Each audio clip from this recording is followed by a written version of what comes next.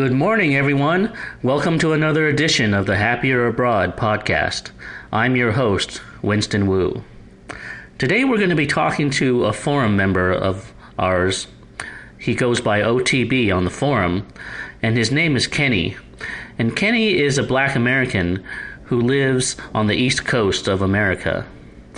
Now, Kenny and I have talked for a number of times in the last year or two, and he's so down to earth and so insightful and has such good observations that I thought he would be a very good podcast interviewee. So I'm having him here today to talk to us about his observations about America and foreign women and his trips overseas, and I think this will be a very good one. How you doing today, Kenny? I'm doing good, Winston. Thanks for having me. Yeah, where are you from exactly? I'm from New Jersey, South Jersey, about 15 minutes from Philly. Okay.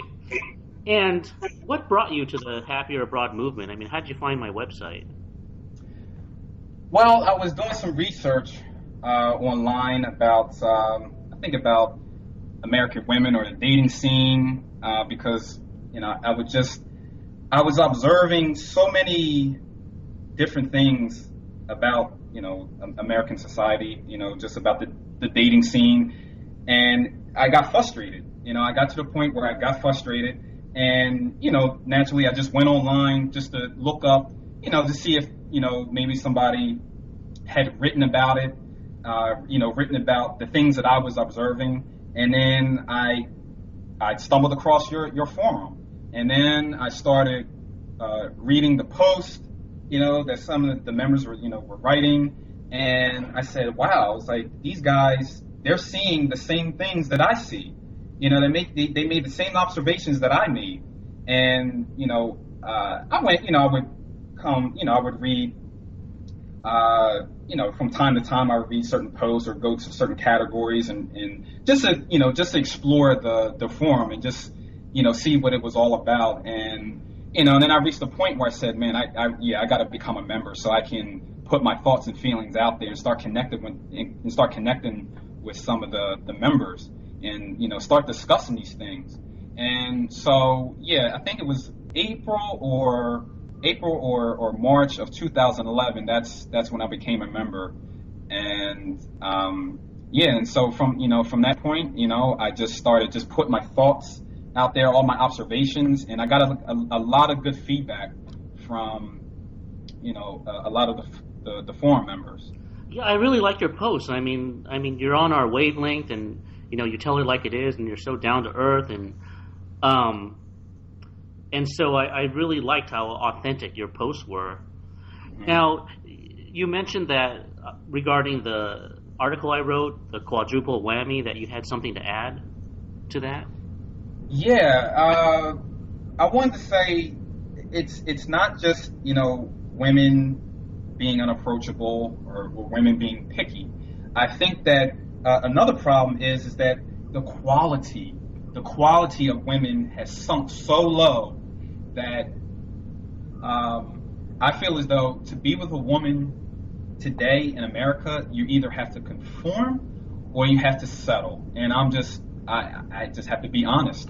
That's just the way it is. I mean, I rarely see women who are of quality anymore. Here and there, I may see a girl, maybe, let's say I may go into a supermarket, okay, or maybe, just being somewhere out in public. Here and there, I do see girls that catch my eye, but a lot of them are just of such low quality. I mean, you see the way women carry themselves. It seems like everything is about being slutty or having a bunch of tattoos or, not being feminine. I rarely see women anymore really wear dresses anymore.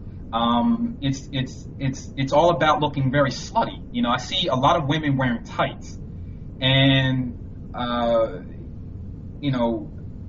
I just don't see a lot of women just carrying themselves in a feminine manner anymore. It's all about looking sexy or slutty or looking hip. with a bunch of tattoos on you, and it makes them look very, very common, and of low quality. So you can, yeah. At the same time, you're dealing with women who are very unapproachable, and women who seem to be very picky. They only want a certain type of guy. But you're also dealing with women who are very just low class, and this makes it very difficult, trying to meet somebody that you want to be with long term. Yeah, And it's not just their looks or their dress or their tattoos. I mean, it's their body language, the way they carry themselves, and the way yeah, they act is just not authentic. It's not wholesome. It's not real. It's like everyone's putting on an act. yes, If there's no genuineness in it. yes, yes, you said it, and I actually said that. I actually said, it's so funny you said that. I actually said this out loud while driving one day, just looking at people. And it's not that I was judging people, because that's the thing. People say, "Oh, you just need to stop judging people." And I'm not judging people. All I'm doing is that all I'm all I'm doing is simply expressing my observations, what my eyes see. And I actually said that while I was driving one day. I said it. I was like, you know what? It seems like everybody is acting. It just seems like that. It just seems like everybody's putting on an act. And and I guess I pay attention to this more is because, like you said, I'm very authentic, and I'm not putting myself up. I'm a very humble guy. I'm not, that's not me. I don't try to boast about myself, but I am authentic, and you're not the only one who said that.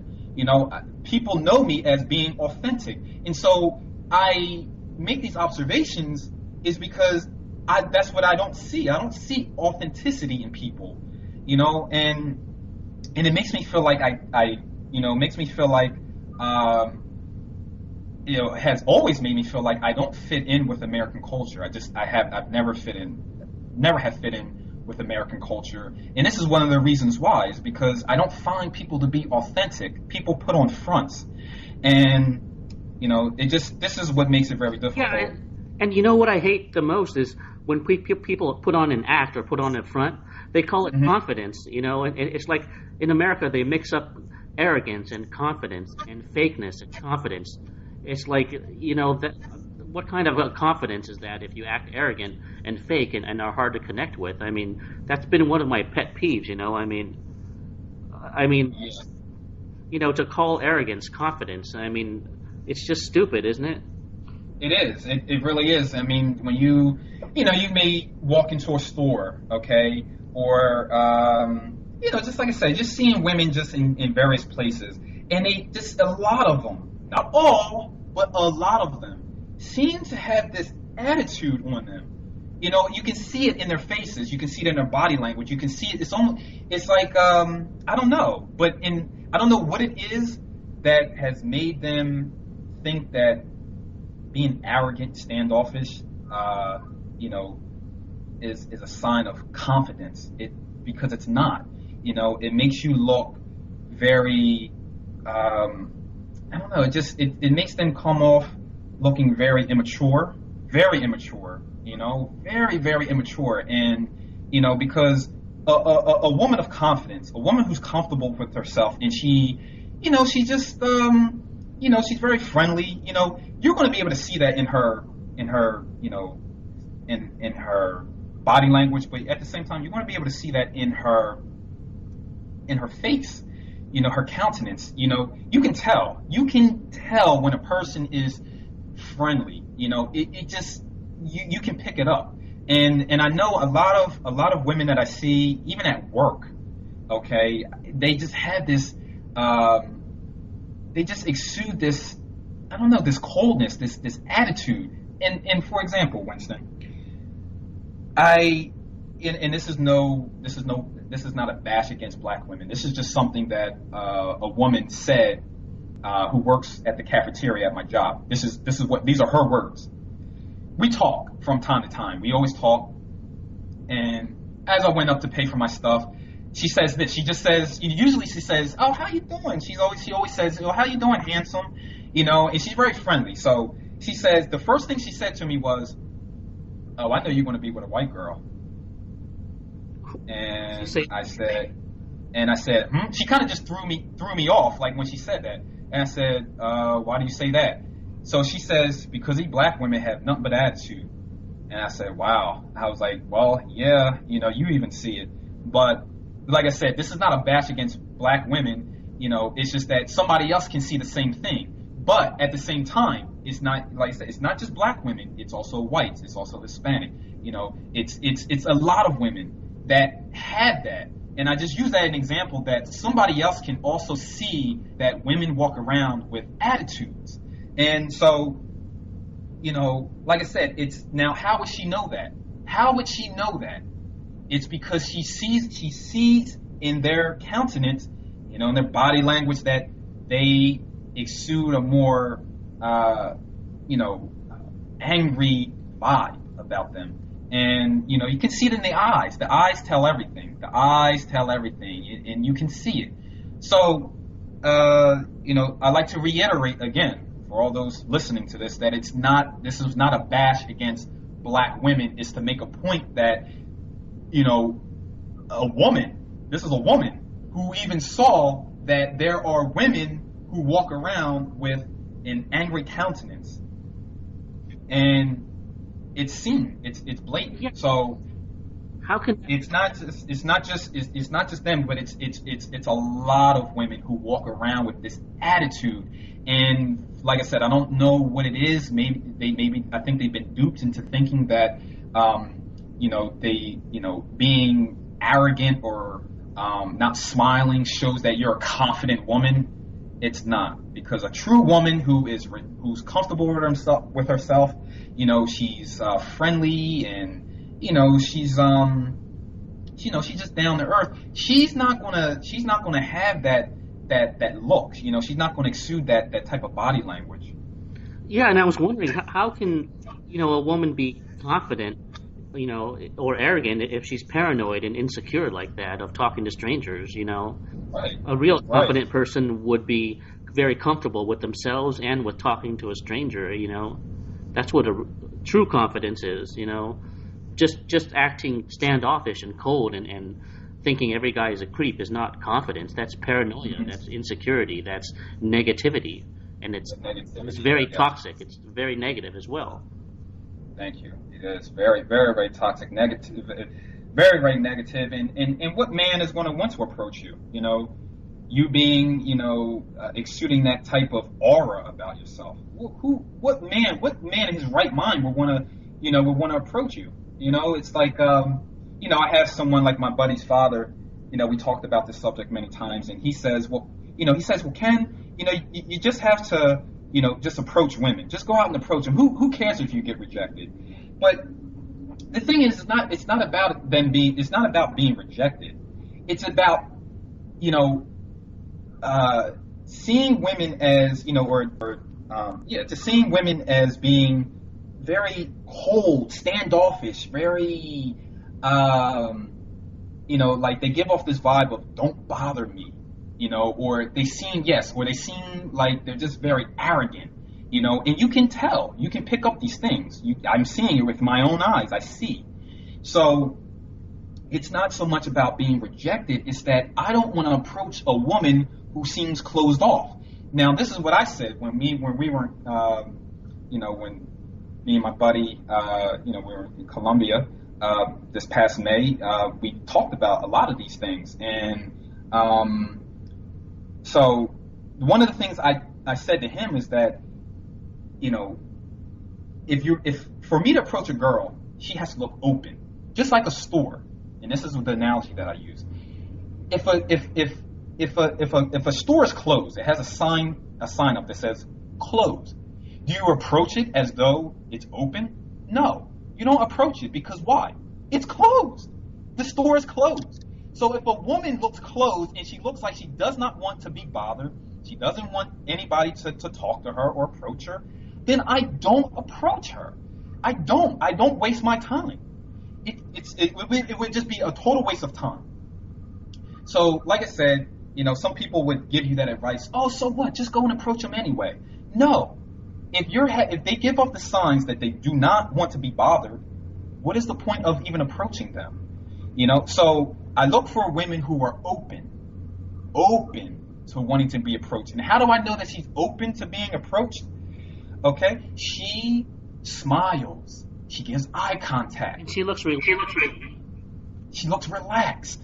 Yeah, so that tells me, that makes me feel relaxed, and then I feel more comfortable approaching her, and that's it. So yeah.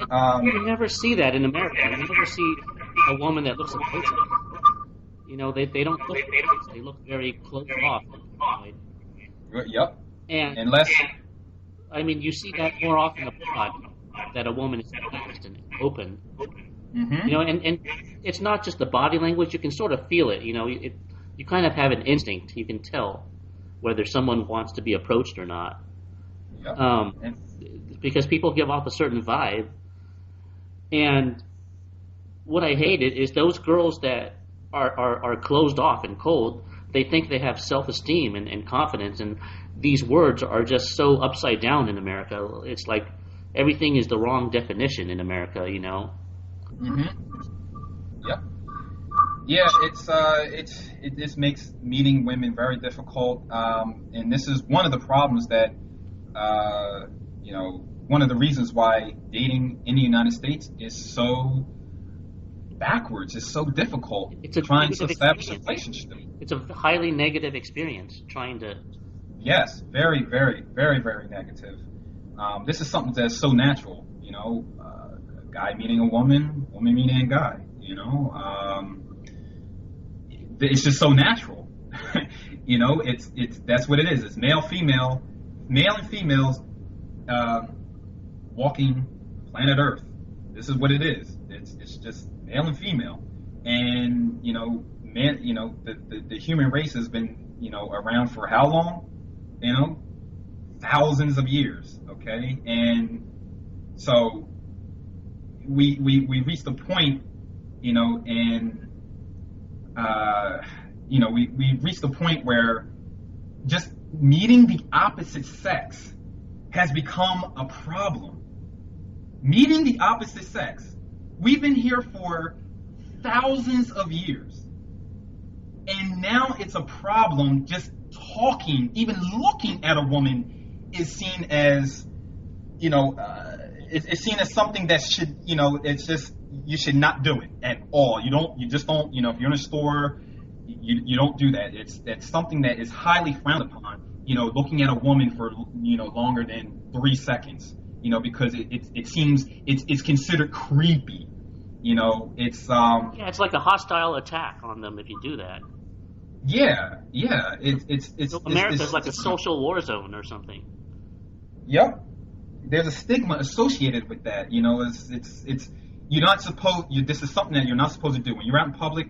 You're just supposed to do what you got to do, and you keep it moving. Don't look at women, because if you look at women, then you're going to make them feel uncomfortable. And it's just like, wow, how could we be here for thousands of years, and then we get to a point where that is unnatural. It's unnatural to talk to women, or talk to a total stranger, or to give eye contact, or just maybe tell her that she looks nice. This, like, that's that's why I say, we been here for so long, and the human race has continued to has continues because we interact, spend time with the opposite sex, and that leads to a relationship, and then that leads to procreation, and but I mean, my goodness, it's like I can't believe that it's male and female. This is all that's on planet Earth, is male and female, and it's a problem trying to connect with the opposite sex. I don't get that. That's why I stress it in that manner, because it's something that is so natural. It's something that's so natural, and but now it's a problem. This is a social problem. Yeah, This makes no sense. yeah, and people are in denial about it. I mean, nobody wants to talk about it the way it is. Like your friend said, you can go out and approach women. I mean, usually people who say that never approach women themselves. Like when people have said that to me, I say, well, let me see you approach women. And they always have an excuse why they can't, because deep down, instinctively, they know that it's creepy and they're not supposed to. Right. It's just a cliche to say that. And those people don't have any solutions. They just give all this baloney advice that doesn't work and is not even true. Like they say, oh, you can approach women, just do it, and but they won't do it because they know it's inappropriate. It's taboo to do that. Yet everyone is living in this delusion where they think they can approach women, and nobody has a solution. They're just all living in denial and lies, and nobody wants to address the truth. It's just so bizarre. It's like a Twilight Zone or something. Yeah. Yep. It's really sad because it should not be this way, Winston. It should not be this way. I mean, men desire to meet women and women desire to meet men, but there is something there there's something there, and I think it's maybe, it is feminism, vilifying men through movies, television shows, making men look like creeps, making men are rapists, and all these things, and so, men are vilified, and that's one reason. That's one reason why it can be so difficult trying to meet women naturally.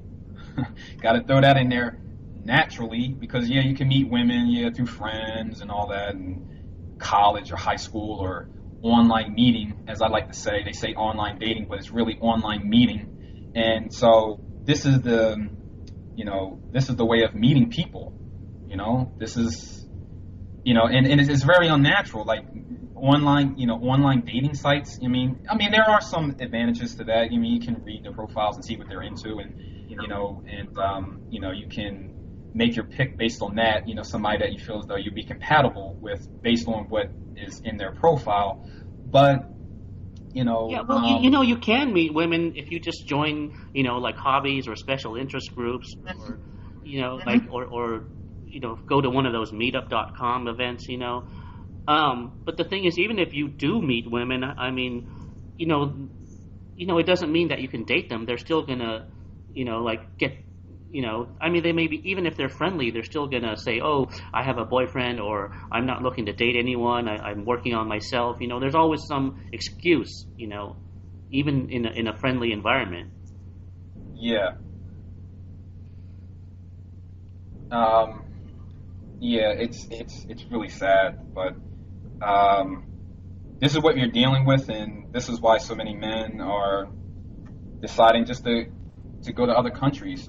Maybe just it's not even about sex. I mean, that's the thing, is that people like say, oh, well, you just want to go there because the women are easy. No, it's not all about sex. It's not about that. It's because, like I said, we are social beings, and we desire to connect with the opposite sex. Okay. And if you're not getting that here, or if that's seen as taboo, or it's just it's not socially accepted to approach women, give them compliments or whatever, just to get it started, then my goodness, then what are you supposed to do? What are you supposed to do? Okay, well then you have online dating, but that's not natural. We want to meet in a natural way.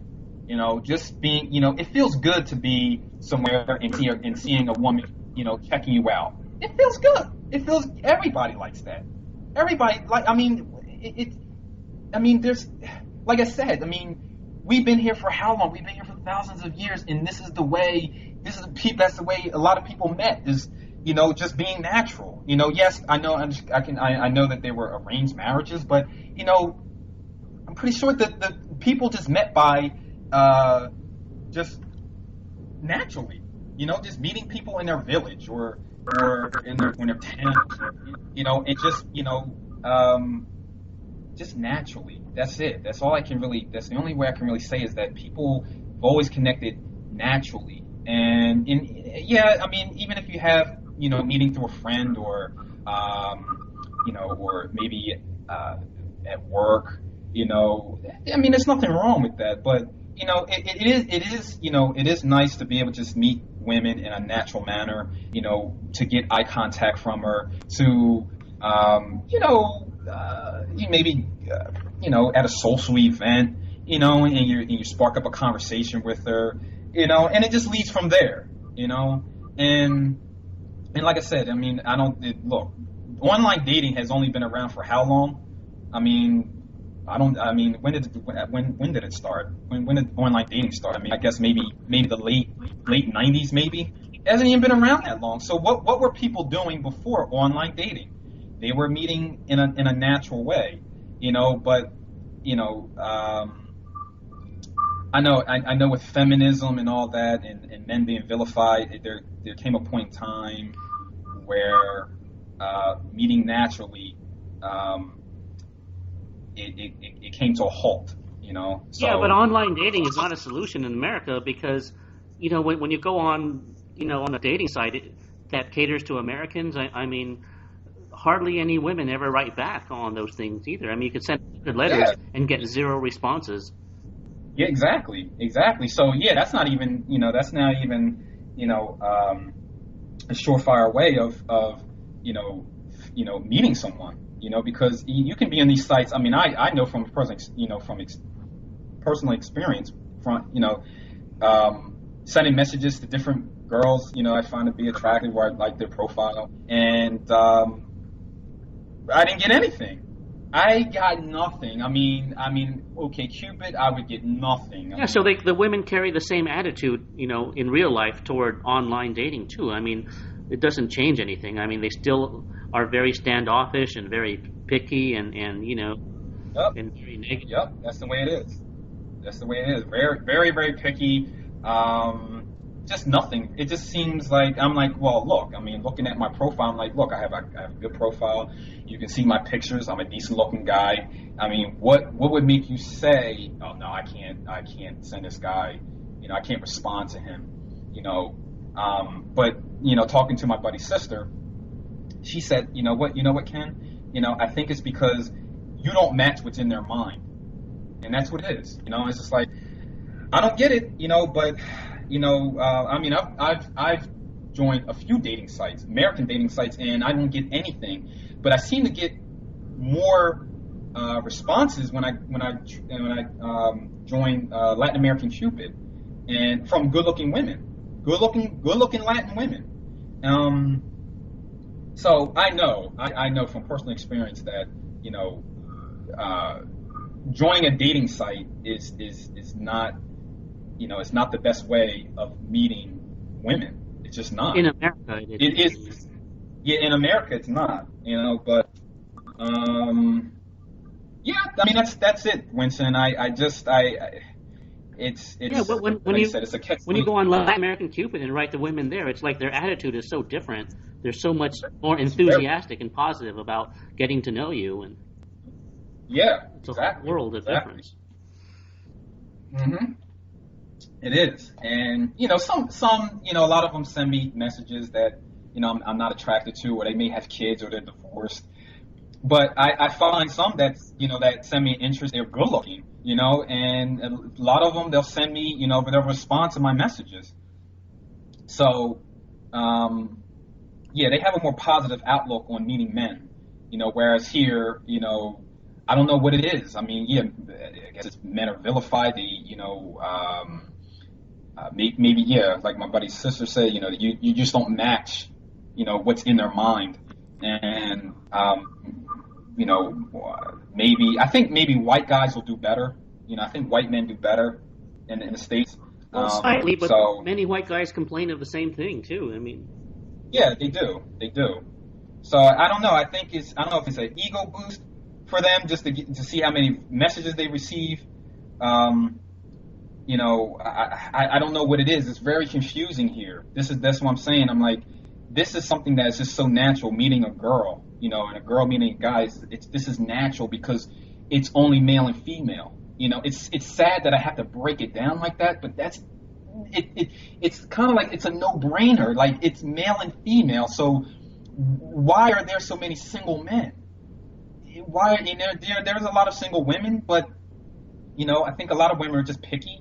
a lot of women have been bad relationships, and now all men are pigs, and there's no good men, because of their bad decisions in men. Now men are vilified, and so they're super skeptical about the men, that they choose to be with, or after all their bad relationships. It's like, oh, well, is this another guy that's just going to use me? So they're already coming into the next relationship in a negative Yeah, state and of so mind. overall, it's in the final analysis, it's just a losing game. I mean, you're just Yeah. wasting your time with women that are not friendly and don't want to meet you and have a bad attitude, and and there's definitely something messed up about it, but the more effort you put into it, the more you get nothing out of it, and it ultimately is just a waste of time, a waste of life, and it just feels like a futile losing game. If you're going to play a game, whether it's dating or whatever, I mean, you have to be on a level playing field where you have a decent chance of winning. It's like Hmm. the American dating game is like a game where you can't win or where you're not even allowed to play. So what's the Yep. point? It's Yep. that's the sad state of affairs. Yep. Exactly. Okay, So okay, so yeah, this is what we're dealing with, uh and yeah. okay, so why don't So we just like stop it there and then you know and then end with my last statement and just tack that on to the beginning or something. yeah, that's Okay, good. Yeah. okay, then I'll stop recording.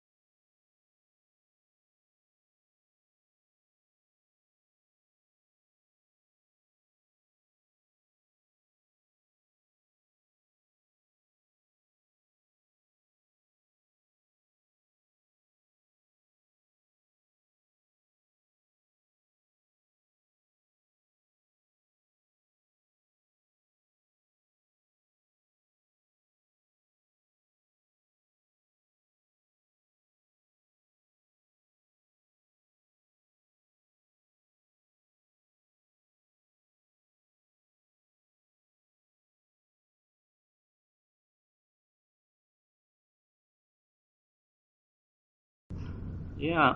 So, what do you think is the problem with American dating culture? I mean, why is it so hard to find a good girl?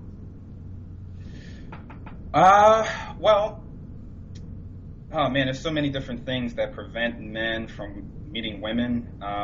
As you already know, we live in a culture that, uh, for some reason, it's really abnormal, but um, it seems as though approaching women or just talking to women, just maybe just putting yourself out there, um, just giving signs of interest to women is kind of it's seen as it's weird. It's seen as being, I don't know. In some cases, it can be seen as being desperate, needy. Um, so really, the only way of meeting women it comes down to is through friends, maybe in high school, maybe you met somebody through in college.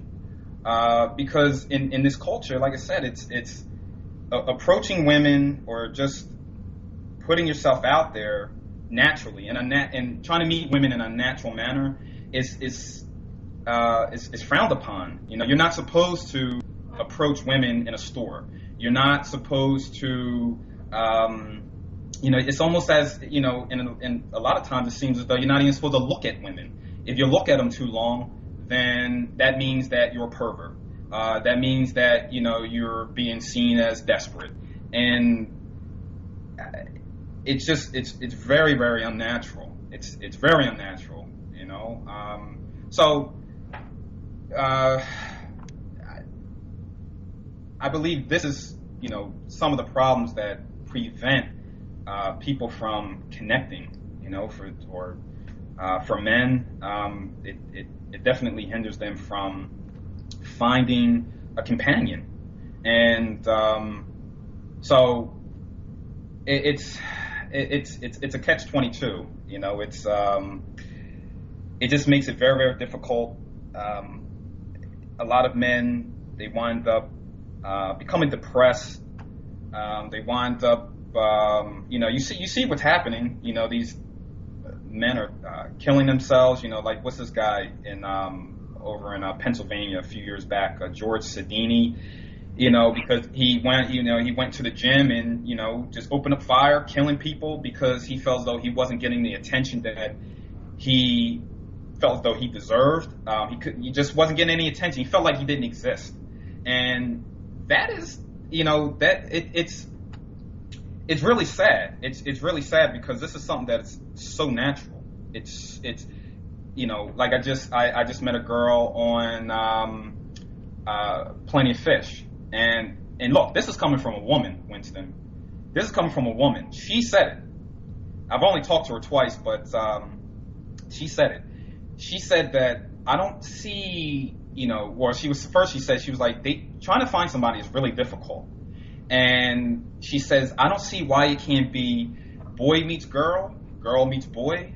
They hang out, they like each other, they have a good time, and they continue to do that. She's like, I just don't see why it cannot be like that. And I told her, I said, I feel the same way. I feel exactly the same way. I know it's very difficult trying to meet women, and I know it can be difficult for women, but for the most part, I think men have a tougher time trying to meet women. And I have another friend, a girl I mentioned, I went to college with her. She's Puerto Rican. We were just talking about this 2 weeks ago. And she said that meeting people in the United States is very, very difficult. And I said, I know. But I told her, this is one of the things I told her, Winston. I said, for women, it yes, in some cases, yes, it can be difficult, but you're going to meet somebody a lot faster than a man meets a woman. And because she met somebody not too long ago in a coffee shop, and make a long story short, later on that day, she was listening to, he was with a group of people, like they have a meetup for something, I think she said, they meet up after talking to him. They meet up at the coffee shop, I believe, once a week for different topics. And she happened to be there while they were talking about polygamy, and that was one of the topics that they were talking about. So they were talking about polygamy and all this. So, she was just listening to it. But she said later on that day, she went home and she's on OkCupid, and the guy, actually the guy that was in the guy she met, that was in the group, he told her, he said, he sent her a message and said, hey, he was like, oh, I saw you earlier in the coffee shop. So what a coincidence. They wound up, he wound up seeing her on OkCupid, and boom, that's how they met. So what my point is that I told her, you're going to be able to meet somebody a lot faster. Women, that's just how it is. Women can meet men. Although there are some cases where women do have difficulties trying to meet men. But for the most part, women have it easier. So, with that said, men are suffering from depression. Men are killing themselves. They're just going on killing sprees. And there's another guy I just found out about not too long ago. This guy in California, young guy, 22 years old. What was his name? George. He's a young guy. Do you mean Elliot Rodgers or someone else? I would say Elliot Rodgers. Yeah, he was the young guy that did some mass school shooting or whatever. Yeah, there you go, Elliot Rodgers. And so he said he was depressed because he didn't have a girlfriend, and all these things. And so that tells you something, that people have to observe what's going on here. Why? What's going on? What's going on in this culture that is making people socially disconnect, and it's making, it's leaving, a lot of men, thousands, if not maybe millions of men, single. You have to look at that. You have to look at what is creating this. And there's a lot going on. Like I said, it's the approaching women. You're not supposed to look at women too long, because if you do, then that means that XYZ, you're desperate, or you're a pervert. It makes them feel uncomfortable. You're only supposed to meet women, maybe through friends in college or high school. So it like I said, it's a catch-22. It's like, well, what are you supposed to do if you can't meet in a more natural manner? And but nobody wants to really talk about it. It's one of those catch-22s where you have to, already have a lot of friends or have a network, Mm-hmm. And it's not easy to fit into America if you're really down to earth and genuine. You have to put up a certain type of personality to fit in. And like you said, the social environment is kind of negative. Everyone is kind of afraid of other people. They think that everyone else is a creep or out there or something. Mm-hmm. So the women put up this defense. Mm-hmm. And do other guys, do your other friends experience this too? Or do they have an easier time meeting girls? No, I only have two good friends. Two best friends that I've been friends with them 20 years, and one is married. The other one's not, and he the one that's not, he'll kind of, he'll meet girls here and there, but he's still single. He doesn't really have a hard time meeting women. He's Italian, and this is my personal, not to go on a tangent, but this is my personal feelings. I feel that if you're white, or maybe if you're of European descent, you have an easier time meeting women. Mm-hmm. So, but at the same time, he's single. He agrees. We've talked about this topic many times, and he feels as though meeting women here is difficult. I told him about my experience in Colombia back in May, and he even said it. He's like, here, he said it's a guessing game, so he gets it. But at the same time, here and there, he might meet a girl. He met a girl through my friend, the one that's married, and long story with that, but it didn't go anywhere. But I told him, I was like, man, you need to see what's going on with her. But like I said, that's a long story, but it didn't go anywhere. But he had the chance to talk to her, and they went out one night. But it's really here and there is what I'm getting at. It's here and there. It's not all the time. So yes, it is difficult for my buddy. He's still in the search. He's looking for a wife. Now, my buddy that's forerunner, his name's Mike from California. He has a very difficult time trying to meet women. He puts himself out there. We talk about this all the time. He's putting himself out there. He's approaching women. He goes to the gym, and this is what he says he gets. He says, they'll act interested, then they'll give him a fake phone number. They give him a fake phone number, or I think one of them gave him the right phone number. He called her. She didn't answer, and that was it. That's all I remember. He wound up giving her a call. She didn't answer. And then he saw her at the gym, and then she acted like she didn't even know him. So, and he actually said that when before he got her number, this is when they were leaving the gym. They were standing outside talking for a little bit, and then he asked her for a number, and then, like I said, he called her, no answer. Then he saw her a couple days later at the gym. She acted like she didn't even know him.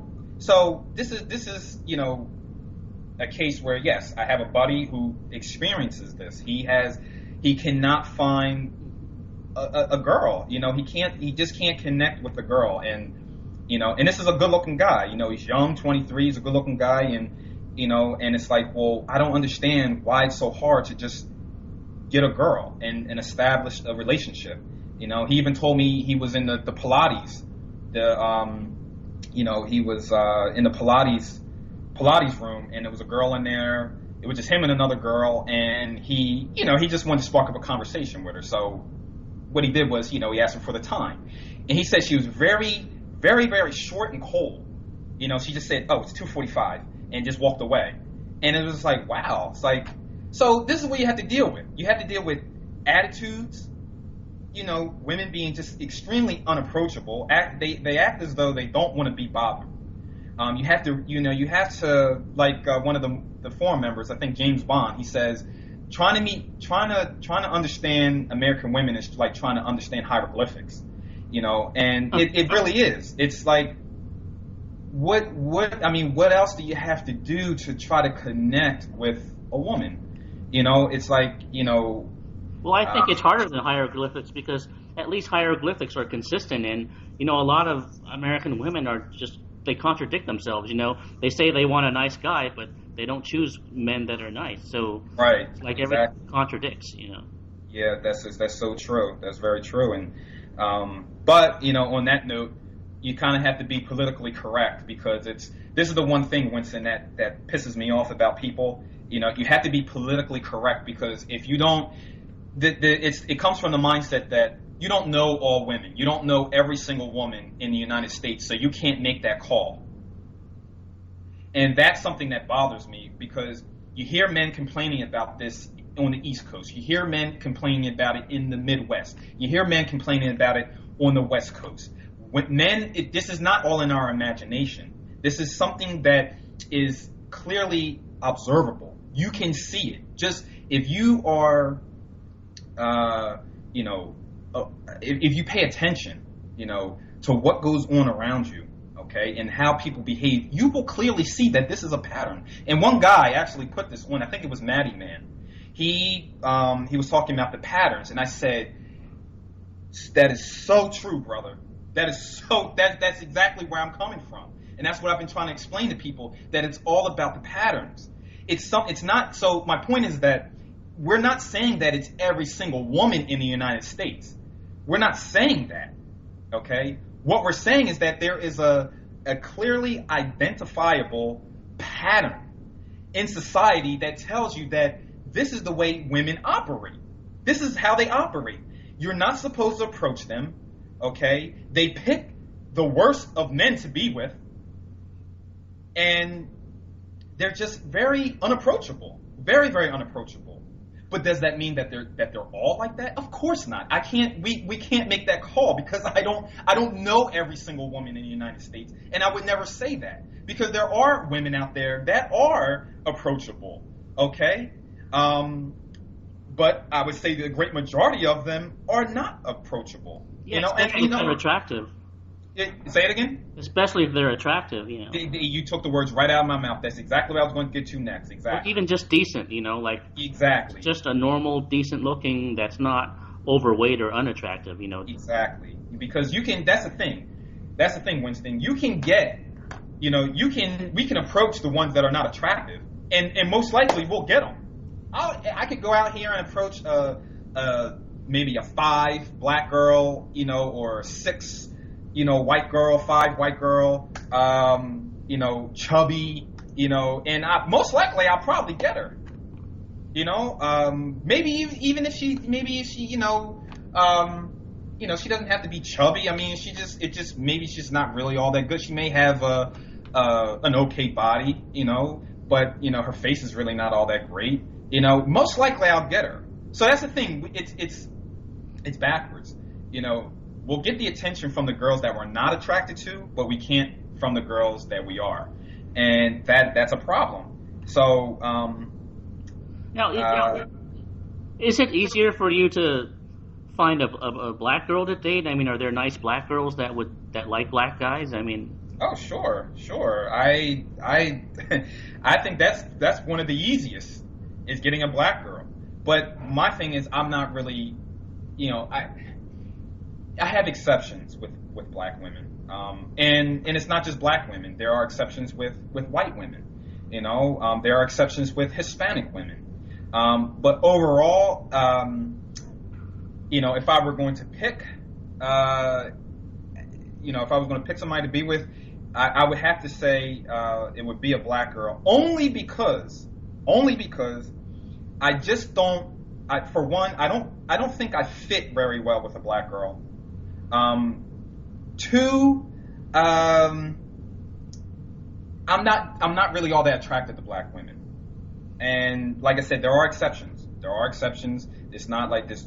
It's for the great majority, but I do see black girls here and there, and I'm like, damn, she looks good, or she may have a certain way about her, and I'm like, yeah, I would take a shot with that, but it's here and there. It's really here and there. It's not all the time. So. That's just that's how I am when it comes to black women. It has nothing to do with the skin, because I think some people think, oh well, you just don't like black women because they're dark skinned. No, if that were the case, then I wouldn't I wouldn't be interested in Dominican women, because there's when I was in the Dominican Republic, I saw dark skinned women that were just drop dead gorgeous with like long jet black hair down their backs. Okay, these were black girls. Okay, and yeah, I've seen their faces, and they look sweeter, too. The ones in Dominican Republic and also in Ethiopia, they just look a lot more feminine and more sweet and more kind and more wholesome. Exactly. But the thing I notice about black women, even in America, is that they tend to be very down-to-earth than the white women are. I mean, they're a lot more easygoing and real. They don't act fake or airheadish or snobby. I mean, they seem very easy to talk to, at least all the, and that's not just true of black women, but of black people in general. That's been my experience. So I would imagine it's easy to meet them or to talk to them. At least in America, I don't date black women either, but they seem very down to earth and easy to talk to.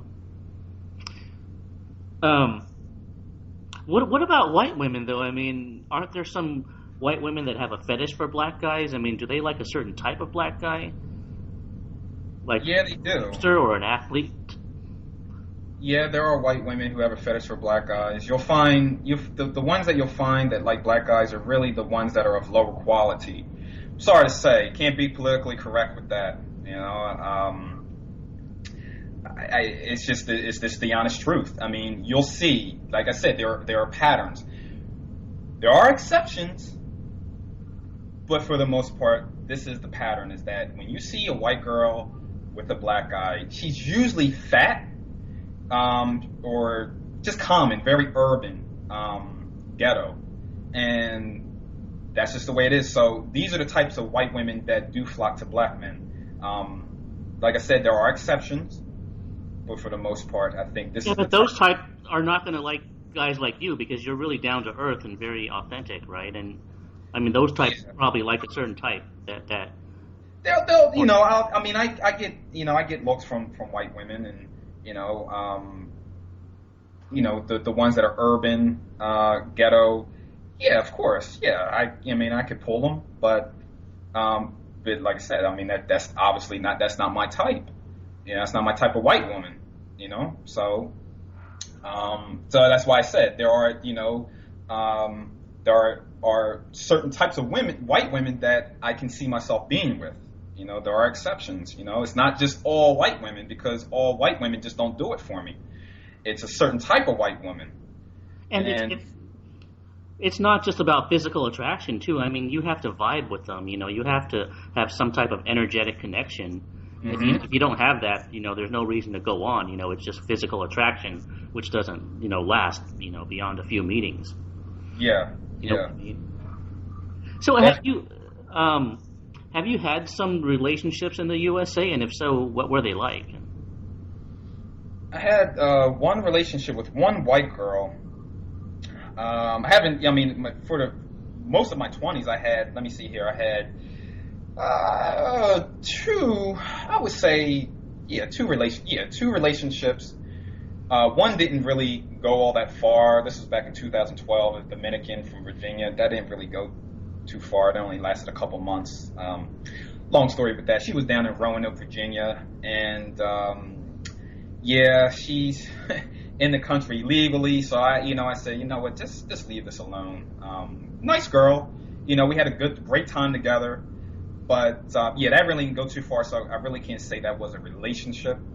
But yeah, in my 20s, I dated a white girl. Met her in college, and we dated for I would say about 6 months. And I mean, we spent a lot of time together, had a great time together. But she was typical American white girl, and like I said, at the same time, we had a great time together. I used to hang out with her, and I used to go over her house, and she used to come to my house. We used to go to a store together. We used to do different things together, and so I used to actually, and then she went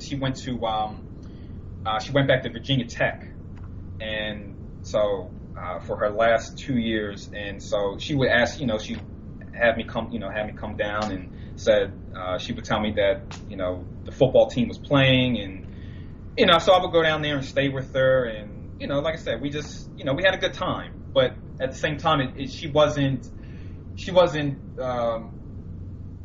marriage material, no one that I could see myself being with long term. But I would say she had a typical mindset about a lot of things, and so it wound up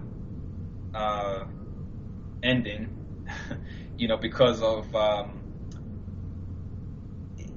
she had a way about her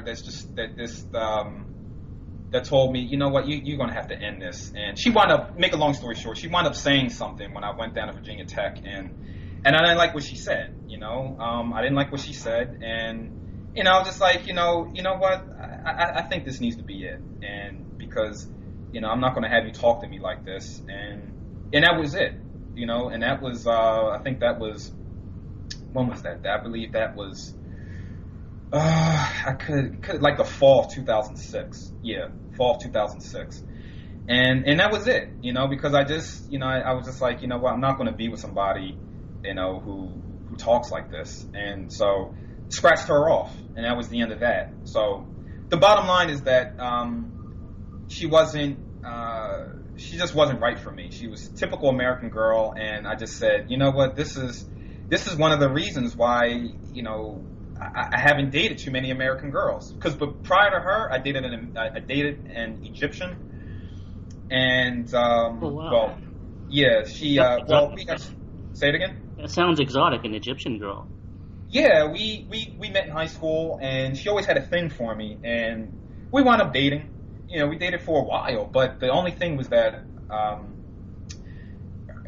she was Muslim, and we couldn't hang out. We really couldn't hang out. So, we could really only be together in school.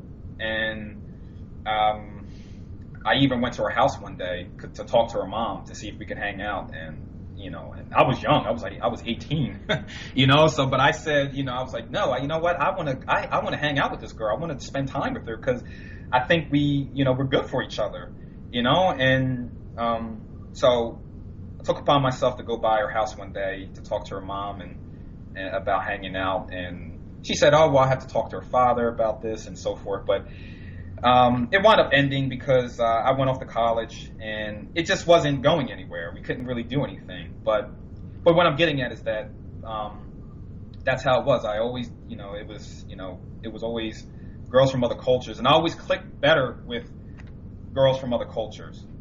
Even before her, I dated another Egyptian. And I know now I'm going all the way back to junior high. I mean, I dated a Filipino, but it's always I never dated a white girl, black girl, just just regular American girl. It was never that. It was always girls from other cultures, and I felt better. I feel better with women from other cultures. Yeah, they're a lot more down to earth, aren't they? Yeah, they are. They are. Now the girl that I dated after the white girl, she was Indian. So we had the whole the whole thing about her culture, and all that. She's Hindu, and her parents, we used to hung out a lot, went over her house all the time. I met her in college too.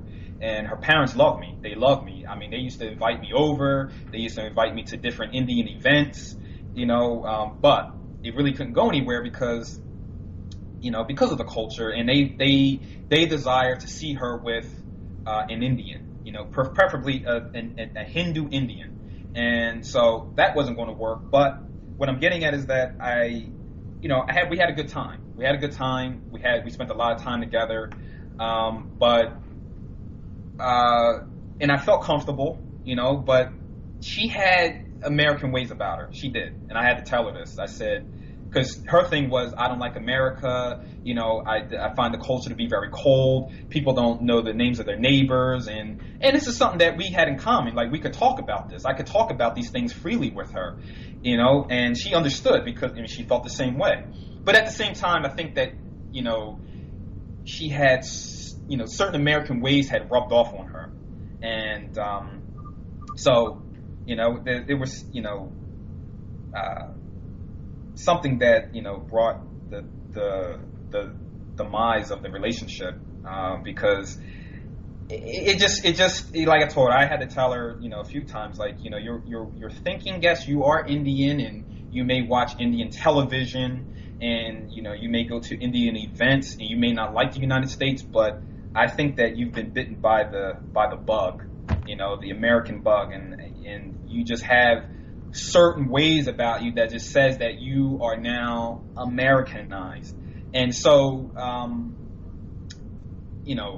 Yeah, it seems like American culture corrupts people very fast, especially females. There's something about it that just corrupts people and turns their personality rotten and arrogant. Yeah. She had, and that's one of the things I didn't like about her. She did have this rotten attitude about certain things. I didn't like it. I did not like it. And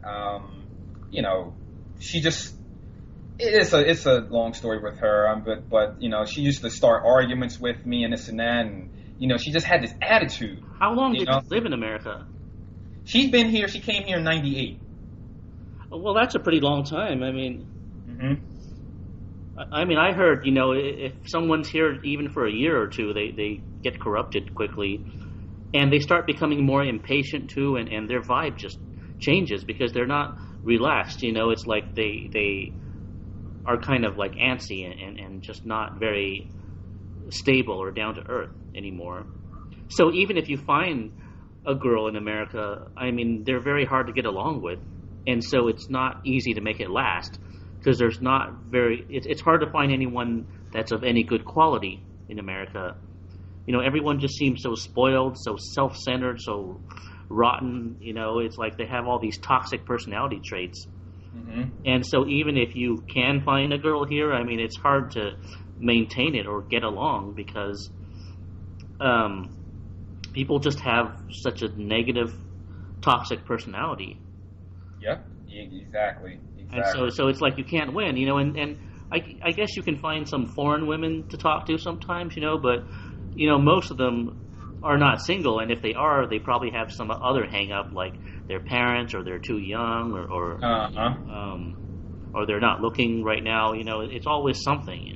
Hmm. Just so Hmm. many obstacles, and so, Yeah. anyways, you mentioned that you went overseas recently. I mean, where did you go, and what was that like? I went to Colombia back in May, and I went with Forerunner, aka Mike, um, and He's a foreign member, right? yeah, he's a foreign member, yeah. And the experience it was amazing, Winston. It was my second time, and the experience we had was I mean, we just had so much fun, and we had a lot of deep conversations from, all the cities that we went to, on the bus, and, just walking around the city. We had, I mean, some really good conversations, also with the, with the Gato Negro. Yeah, we were, that's a wine over there. It's a Chilean wine, but yeah, we had a lot of good discussions, over wine, and, and, I mean, it was amazing. I was, so happy, that we had the chance to team up and do that. What was the So culture like and the women like? I mean, the culture, to sum up Colombian culture is very warm. Everybody is very, very warm, very friendly. Uh, they're curious, to know where you're from. Very, just very talkative. It's a, and I think for like, I don't know, like 5 years straight, something like that. Colombia was rated as the happiest country in the world. And if you go have the chance to go to Colombia, you'll see this. People are very warm. You don't see angry people. You don't. I don't remember seeing any angry people. Wherever I went, we went because we were in Bogota, then we went to Cali, then we went to Medellin, and then we went to Cartagena. And you don't see angry people. You just don't see that. And so, all the people you talk to, they're extremely friendly, very warm. Even at the hostel that we stayed at in Bogota, my first day there, the girl working there, she was very friendly, and she was giving me hugs, and I remember, waking up in the morning to go to the bathroom, and she saw me, and she put her arm, she opened up her arms and gave me a big hug, and I was like, wow, it just makes you feel good. It really made me feel good. This is what I like. I like friendly people, and it didn't matter. It didn't matter that she didn't know me, that she hadn't known me for that long. It was just like, she felt my energy, because, the first day I was there, we were talking. She got a sense of, a sense of my personality, and she, it made her just open up. It just made her, just be her, be herself. And so, that just led to just hanging out at the hostel, just talking about different things. And, and she was kind of flirting with me. And, but like I said, I got up that morning, she opened up her arms, gave me a hug, and, it was just, I really liked that. And so, like I said, to sum up Colombian culture, that's what you get. You're getting a country where the people are very, very warm, approachable, helpful, just very friendly. We even tried, like as an experiment, while we were in Bogota, we wanted to just go up to random women to see their reaction. See how they would react to us asking them to take pictures of us. So we were just looking, we were just looking around, just trying to find girls that were alone, and we just go up to them and ask them to take a picture of us. So we remember one girl, she was kind of nervous, but after she when she after she took the picture, She walked away with the biggest smile on her. And, we asked 3 other girls, and, they took the picture, and they're just very, very approachable, and it felt good. So, in terms of the people, the culture, that's what it's like, and I know, Colombia has has a bad reputation, has some stigma associated with it, that it's a really dangerous place. Like I said, I've been there twice, okay? And there's nothing about Colombia that tells me that this is a dangerous country. It's the complete opposite. It's the complete opposite. So, all those who want to go to Colombia, whoever, listens to this podcast, I recommend Colombia. It's not a dangerous country. Of course, it probably has its bad areas, just like, look at us. Look at the United States. It has its bad areas. Look at all the things that are happening here. I don't see why we don't have that reputation. But it seems like even in Mexico or someplace with a high crime rate, as long as you just exercise common sense, that you're usually okay, right? Exactly. That's what it comes down to. Use your common sense. Don't go wandering into areas where it doesn't look safe, or it seems like it seems threatening. Just use your common sense. That's really what it comes down to. And if you do that, I believe you'll be okay. You'll be fine. Look, we were in Medellin, and there were some sketchy areas. Seemed like there was some bums out there. Some bums, drug addicts, just standing out there along the walls, sitting on cardboard boxes, and they were dirty, but I didn't feel like my life was threatened. It was just these are just people who are less fortunate.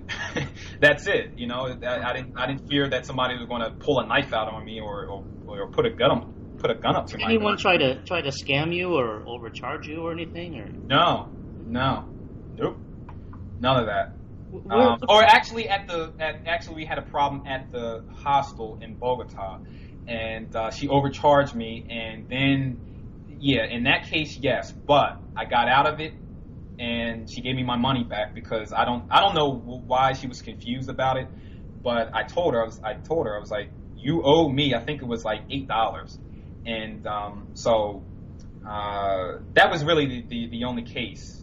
It was because when I initially got there, I was overcharged for the room, and it was as though because Mike, we did it together. I booked it, but I booked it for 2. So when I got there a day before him, and so I was charged, as though I was paying for 2 people, and so I had to talk to the girl, who did it, and actually it was another girl working there, and I had to go back and tell her that I was overcharged, and she was kind of confused about it. And I was like, I don't know what you're confused about. I was overcharged. So make a long story short, I explained it to her. I even had to write some things down. I was explaining it to her in Spanish, and then she finally clicked, and she gave me my money back. But other than that, no, I didn't. There was no one that tried to scam me or overcharge me. No. Okay, well that's good to know. What about the language? Do you speak Spanish, and do they speak English there? Or?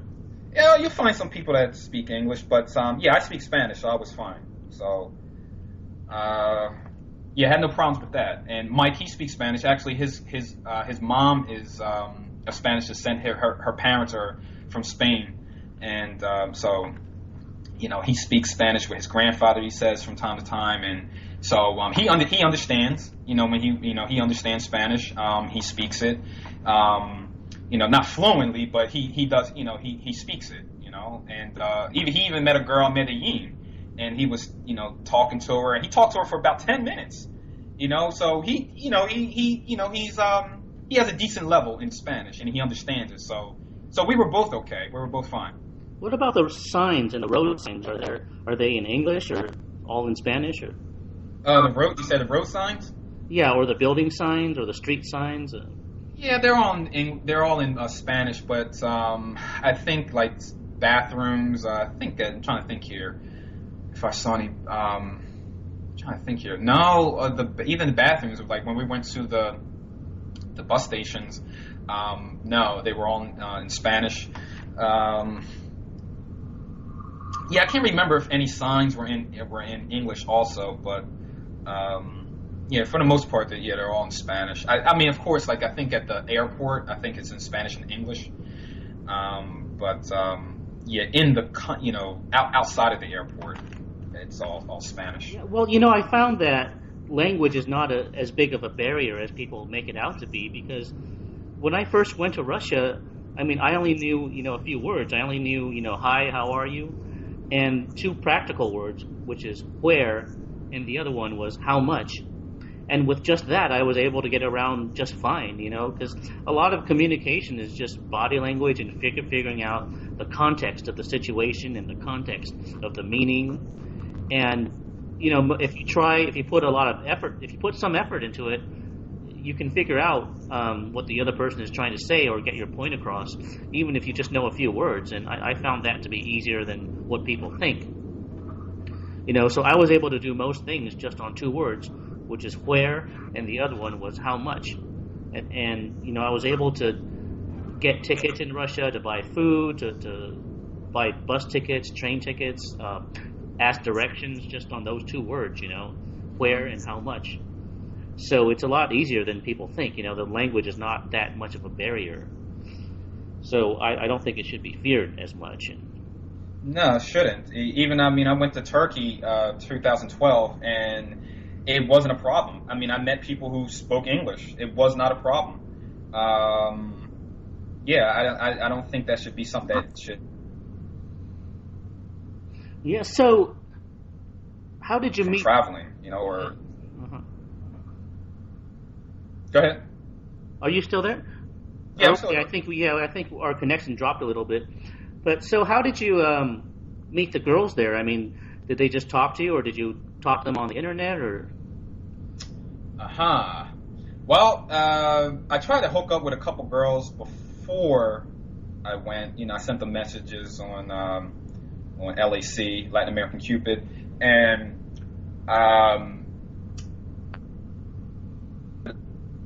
great. She was like, "That sounds good."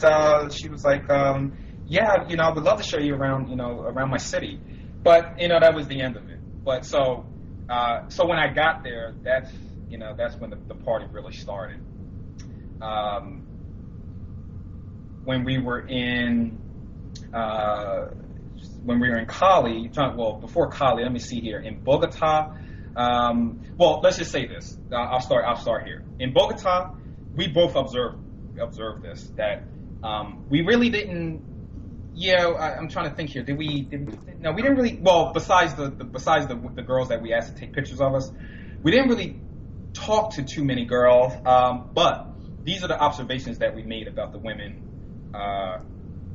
Well, in Colombia in general. Okay. The women are very approachable. They are. They are very approachable. They are.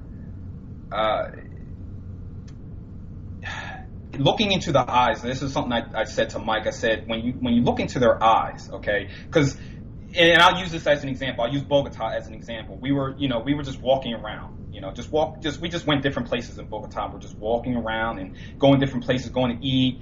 And one of the things that we observed is that the women, when you look into their eyes, okay, they have this look in their eyes that says, "I want you to approach me." It's a softness. There's a softness in their eyes. If you compare their look to the women here in the United States, you'll immediately see that in their eyes there's a humbleness and a softness in the way they look at you, and it sends the message that, yes, I just want you to come over here and say something to me. Wow. And when I made this observation, Mike said, "Yeah," he was like, "It does seem like that." They make a lot of eye contact. That's something else. They do make a lot of eye contact. He even saw it. He saw it immediately. Say it again? That makes it so easy, doesn't it? It makes it so easy, Winston. And it makes you feel like you're a human being. it really makes you feel it does. It makes you feel good. It does. It makes you feel so good. And it's like, wow, just a day ago, I was back in my country, and I couldn't even get as much as even a smile. I couldn't get anything, no eye contact. I couldn't get anything. But here I am in a another culture, and I'm walking the streets, and women are looking at me, and they're making long eye contact, basically saying, yes, I'm checking you out. And so, like I said, Mike immediately saw this. He saw that the women, they made eye contact, and it was wherever we went, and I know when we were walking around Bogota, we had a lot of girls, checking us out, and it felt really good, and it made you feel as though you could just go right up to them and start talking.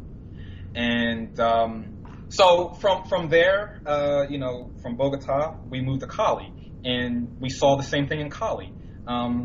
Actually, I was approached by a girl in a store. Actually her coworker approached me for her, and I was like, man, of all the times I've been in this store, she comes, I'm being approached, to go out, the day that I'm leaving, because we only went to the store to get some food, for a bus ride to Medellin. So, her coworker approached me, and this was a good-looking girl, Winston. Oh my goodness, she was nice. She looked about maybe 23. Had a body on her, nice legs. She was wearing these brown tights, wearing flip flops. She was just nice from head to toe. Nice plain face, no makeup, beautiful eyes, nice dark brown hair. She was just nice. And we were standing in the aisle, getting some food, and I looked over, and she made this this long eye contact with me. And I told Mike, or she looked at me, and then she looked at Mike, and then she looked away and started playing with her hair.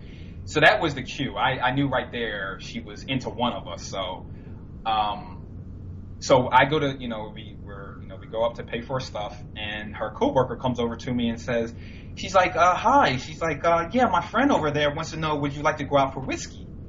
And I said, I was like, oh, you know what? I said, I appreciate you, asking me, but I said, we're getting ready to go to Medellin.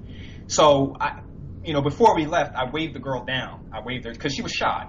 So I told her to come over, and I introduced myself to her, and I asked her her name, and she was a little nervous. So her friend, the girl that approached me her name was Carolina.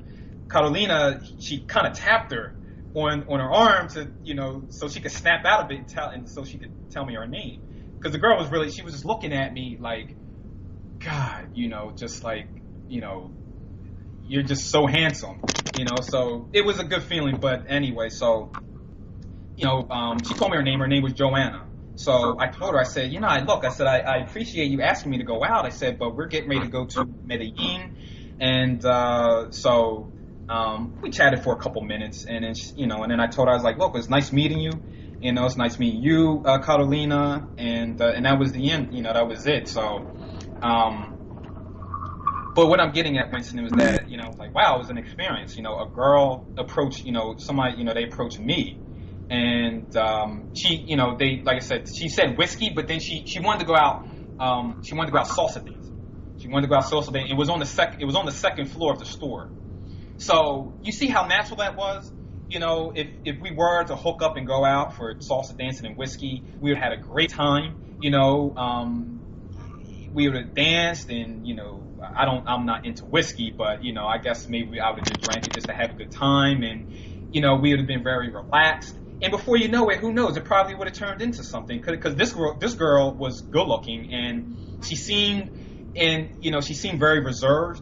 And I would have jumped on that, definitely. So yeah, it's like when you're overseas, you have so many opportunities that you start to have to turn them down, even. Yeah, I mean, for everyone. Yeah, I mean, it wasn't like that in my case. That was just one, where I was approached. But a lot of the cities all the cities we went to, we were just getting a lot of attention. And I think the thing is that it's not so much because we're foreigners, because that's something, a cliche remark that a lot of people say. Oh, well, they only want you because you're a foreigner. Well, no, they don't want us because we're foreigners. Because actually, Mike and I, we have more of a we like to call it a universal look. So when I was while there, a lot of the people thought that I was Latino. They thought I was playing pool with one guy at the hostel in Bogota. He thought I was Colombian, and I had, but he couldn't tell because, I speak Spanish, and when I speak Spanish, it's more like from the coast, like more Dominican, I'd say, but you know, he didn't know. He didn't know, and so the girl that was working there, she's like, "No, he's American." He's like, "Oh, I just thought you were Colombian, but from another region." It's because of my look. It's my look. I can pass for it. I can blend in. And then also with Mike, I mean, his father is Lebanese. And so some of the people that he met, they thought he was Italian. Some people, when we were in Medellin, there was a couple. The guy was drunk, but he was really nice, though. He was really nice, and his wife was very nice. And they just stopped and started talking to us. His wife thought he was French. So, so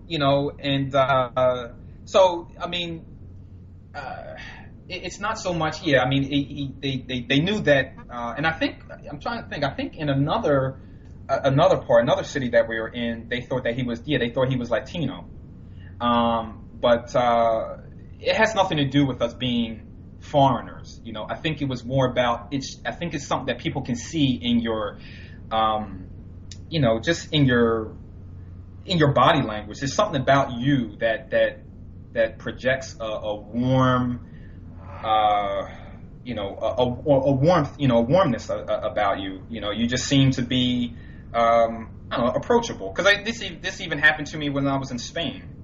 I got approached by certain people, and I think it's something that I don't know, something that people can see in you, maybe in your eyes, your body language, and they just see you as approachable. They see you as being easy to talk to, and we got that wherever we went.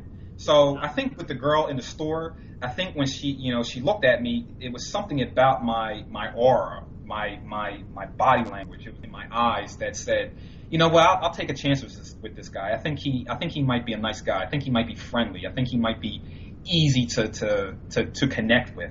And yeah, and that's what happened. I don't think it's so much, oh, well, he looks like a foreigner, because she asked me, she said she wanted to go salsa dancing.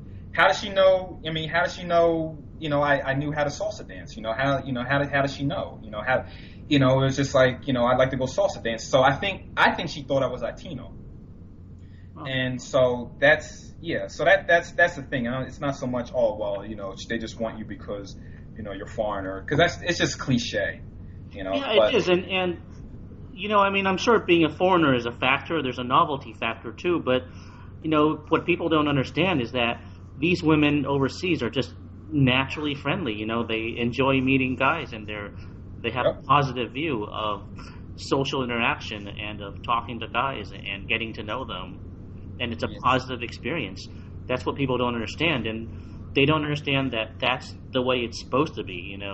Be paranoid of people and having this negative attitude toward other people is not normal. I mean, you don't realize how much of an aberration it is in America until you leave the country and go to a country like Colombia or something. Mm-hmm. And it's just so eye-opening. I mean, the first day I was in Russia, a girl approached me in the museum and started being. It was surreal. I thought I was dreaming or something. I mean, I just didn't see how that could be possible. I mean, it just doesn't happen in the U.S. that a stranger would approach you. And, I mean, you just think you're dreaming. It's just too hard to believe, Yeah. Yeah, it is. It's completely different, and it makes you feel really good, and it's a good thing. I mean, some people will say, "Oh my goodness, so you need to go to another country just to meet women, or you need to have your ego stroked, or because like, oh my goodness, you just need to you need to feel accepted, so It seems like Americans like to judge people and tear them down, and yeah, it's very toxic. it is very toxic. But it has nothing to do with that. It's just, see, that's the thing. A lot of Americans really don't know anything about the world. So when you explain these things to them, it's, they don't understand where you're coming from, because a lot of Americans just don't have that desire to see the world, or to experience other cultures, and meet people from other countries. It comes from the mindset that we have everything and we don't need to go to any other country, and every other country is a hellhole. Why would you want to go there? And if you meet women from there, they're only going to try to use you. It just comes from an ignorant mindset. And so they're not really going to understand. They're not going to understand that. When you say, well, I met some girls and they were extremely friendly, and we went out dancing, and it's like, oh, well, they're up to something. They just want to use you. They just want to get a green card, and just all these really cliche remarks. And like you said, it's not like that. Women from other countries are just genuinely friendly, and they look forward to meeting people from other cultures. It was like that in Dominican Republic. It was like that even, in Morocco. It was like that in Mexico. Women from other countries are warmer, and that's just a fact. That's just the way it is. It's not to say that there are no friendly women, because this is where you have to be politically correct. It's not all American women. We can't say that. But the great majority, I would say a lot of American women are just not all that warm. They're not. And so this is what makes it, difficult trying to meet women, as opposed to meeting women in a country such as Colombia, where most of the women are extremely friendly and very approachable. And they show that. They show it in their eye contact.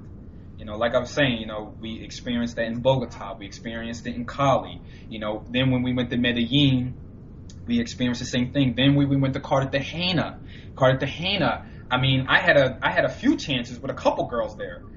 Actually, one girl that I want to talk to, I actually want to make a personal trip just to go back to talk to her.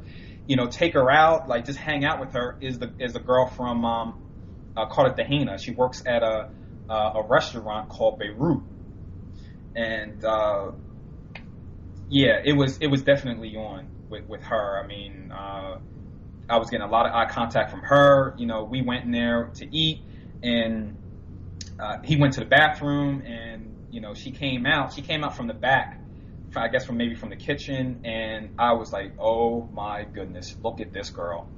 And it was just on from there. Her and the girl that she was working with, they kept looking at me, smiling. They kept doing it. And I was looking at them, and I was, making eye contact with them, and it was just so on, Winston. So, I mean, wherever we went, we saw that women were very, very warm, very approachable. They gave lots of eye contact, and it made you feel relaxed. That's it. It just made you feel very relaxed, and it's like, well, if I wanted to go talk to her, I feel good about it. I'm not going to feel awkward. I even remember the girl when we were walking to go to the restaurant. It was a girl working. She was working at it was a restaurant, and people were sitting out there watching a soccer game. And this girl was my type too. She was nice looking. Nice brown skin, just beautiful, naturally beautiful, no makeup, jet black hair, really nice face. And she was out there working, and so we stopped and we're watching a little bit of the soccer game. So she came over and just started chatting me up. And, before you know it, she was like, oh, wow. She was like, well, she asked me where I was from. And then she was like, wow, you speak Spanish so well. And I said, thank you. And, she had this look in her eyes like, I could see that she was attracted to me. And, and it felt good, it felt good. It didn't feel awkward. She just, like I said, it was something, it was, well, before she came up to me, obviously, there was something about me that said, yeah, something, he seems friendly, but at the same time, she was very warm, and that's the reason why she approached me, because she was very warm, and like I said, the people are very curious, so she came over, and was asking me where I was from, and so forth, and before you know it, I'm telling her, I'm speaking to her in Spanish, and she's like, wow, you speak Spanish so well, and and so she showed that I could see that she was very warm, she was very friendly, and she saw the same thing in me, and that's a good thing, and see how the interaction was very natural, very natural. It wasn't like, well, if I go talk to this guy, he's going to try to get my number. No, it's just, look, we're human beings on Earth. You're curious to maybe know where I'm from. I'm happy that you approached me because I'd like to talk to you and meet somebody new, and everybody's happy. And that's all it is. It's just let's just keep things natural. But that's one of the things that American women could learn from women from other cultures, is that be natural, be friendly, be relax. Just because a guy's talking to you does not mean that he wants to have sex with you, or he wants to get your number, or it doesn't mean any of that. What if a guy just genuinely just wants to just talk to a girl? But this is not, women here don't think like that, and this is why you have so many problems with meeting women. So that's that, Winston. I mean that I call it the Colombian adventure. It was great, and we got to observe things that that tell us that there are some serious social problems in the United States, serious problems, and Yeah, you don't realize that until you go overseas, it seems. And I know what you're talking about. It seems like it's one of those things where you have to experience it to really understand it, because words can only do so much. You yeah, have to really experience it to really know. Because words are limited. Words can't describe experiences that well. right, exactly. Yeah, you have to be there. You have to be in the country and experience it up close and personal.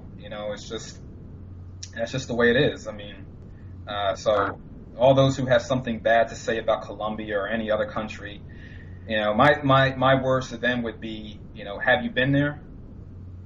And if you say no, I haven't been there, then you have no right to say anything about it. You have no right to make any negative comments about it. And so, like I said, anybody who has anything bad to say about Colombia, I'm here to say the total opposite, that it is one of my favorite countries. And if I had to live somewhere, I would live in Colombia. I said I'd live in Mexico, but I think I blend in very well with Colombian culture. And, because it's a mixed society, it's mixed, you have, blacks, and then you have blacks mixed with Amerindian blood, then you have those who are mestizo, and yes, and then you have some that are of European descent, but they have a different look. They have a different look. Darker features. They don't look. Of course, they don't look Anglo. They just look.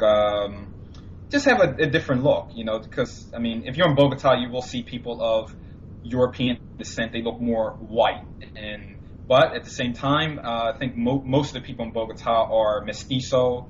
And then if you go to the coast, you'll find, blacks mixed with, or blacks, you'll find, black mixed with Amerindian, Cali was a mix. It was a mix of, I saw, women who look very Amerindian, then you could see some that look Amerindian and black, and then you saw some that were of European descent. It's a heavy mix in Cali. I really like Cali. So yeah, I think if I were to move to Latin America, I would definitely move to Colombia. yeah, that would be the place for me. Uh-huh. So, I mean, how is it racially? I mean, is it good for white people and Asian guys too, or? If you're Asian, I would say yeah. I don't see what how you couldn't or why you wouldn't be able to meet women if you're Asian, because yeah, even because some of the people have that look.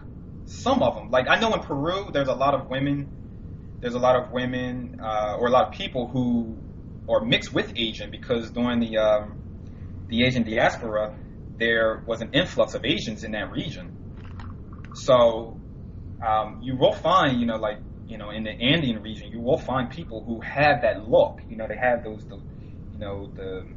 know, the, those types of eyes. The Asian look. They have that look. So, Well, do you see any like racial segregation or social class segregation or economic class segregation or anything like that? Or and well, in Colombia, those at the top, those who hold all the power, are those of European descent or Spanish descent. Yeah, those that are impoverished are usually those of African descent, maybe in the Choco region, that's near the Pacific. Um, you'll find, yeah, in parts of, on the coast, Cartagena. Uh, but I think for the most part, I would say, so, but it's very inclusive, right? There's not like a yeah, it's very inclusive. is there Yeah, I mean, racial segregation or yeah, I mean, they're. I can't really speak uh, for all, because I don't really know. I Uh, mean, it's not like I, Los I, Angeles where the Asians are in one area and hang out with only other Asians and whites with other whites and no, it's not like that. No, from what I saw, no, it's not. It's not like that. No, I mean, it's very inclusive. You can see a black guy, with a light skin, a light skinned Colombian girl. That's common. You can see a mix. You see blacks hanging out with white Colombians or mestizo, or but in terms of like uh, yeah, like racial segregation. Um, I, I really can't. Yeah, I really don't see that. Like I said, I mean, I've only been to what, 4 cities, in Colombia, but I don't think so. I really don't think it's like that. I highly doubt it. That like I said, I mean, from what I've seen is that blacks, I see a mix. I see people of different ethnicities hanging out together. Uh, I saw black guys with light skinned Colombian women. Um, uh, yeah, so I don't really think that's a problem, but I do know, uh, you know, economically, blacks are at the bottom. Like I said, in the western part, in the Choco region, you'll find blacks who are, impoverished, and it's not the highest standard of living there. It's more poverty. They say it's actually, now this is the thing. Now I was told that in the Choco region that it's dangerous there.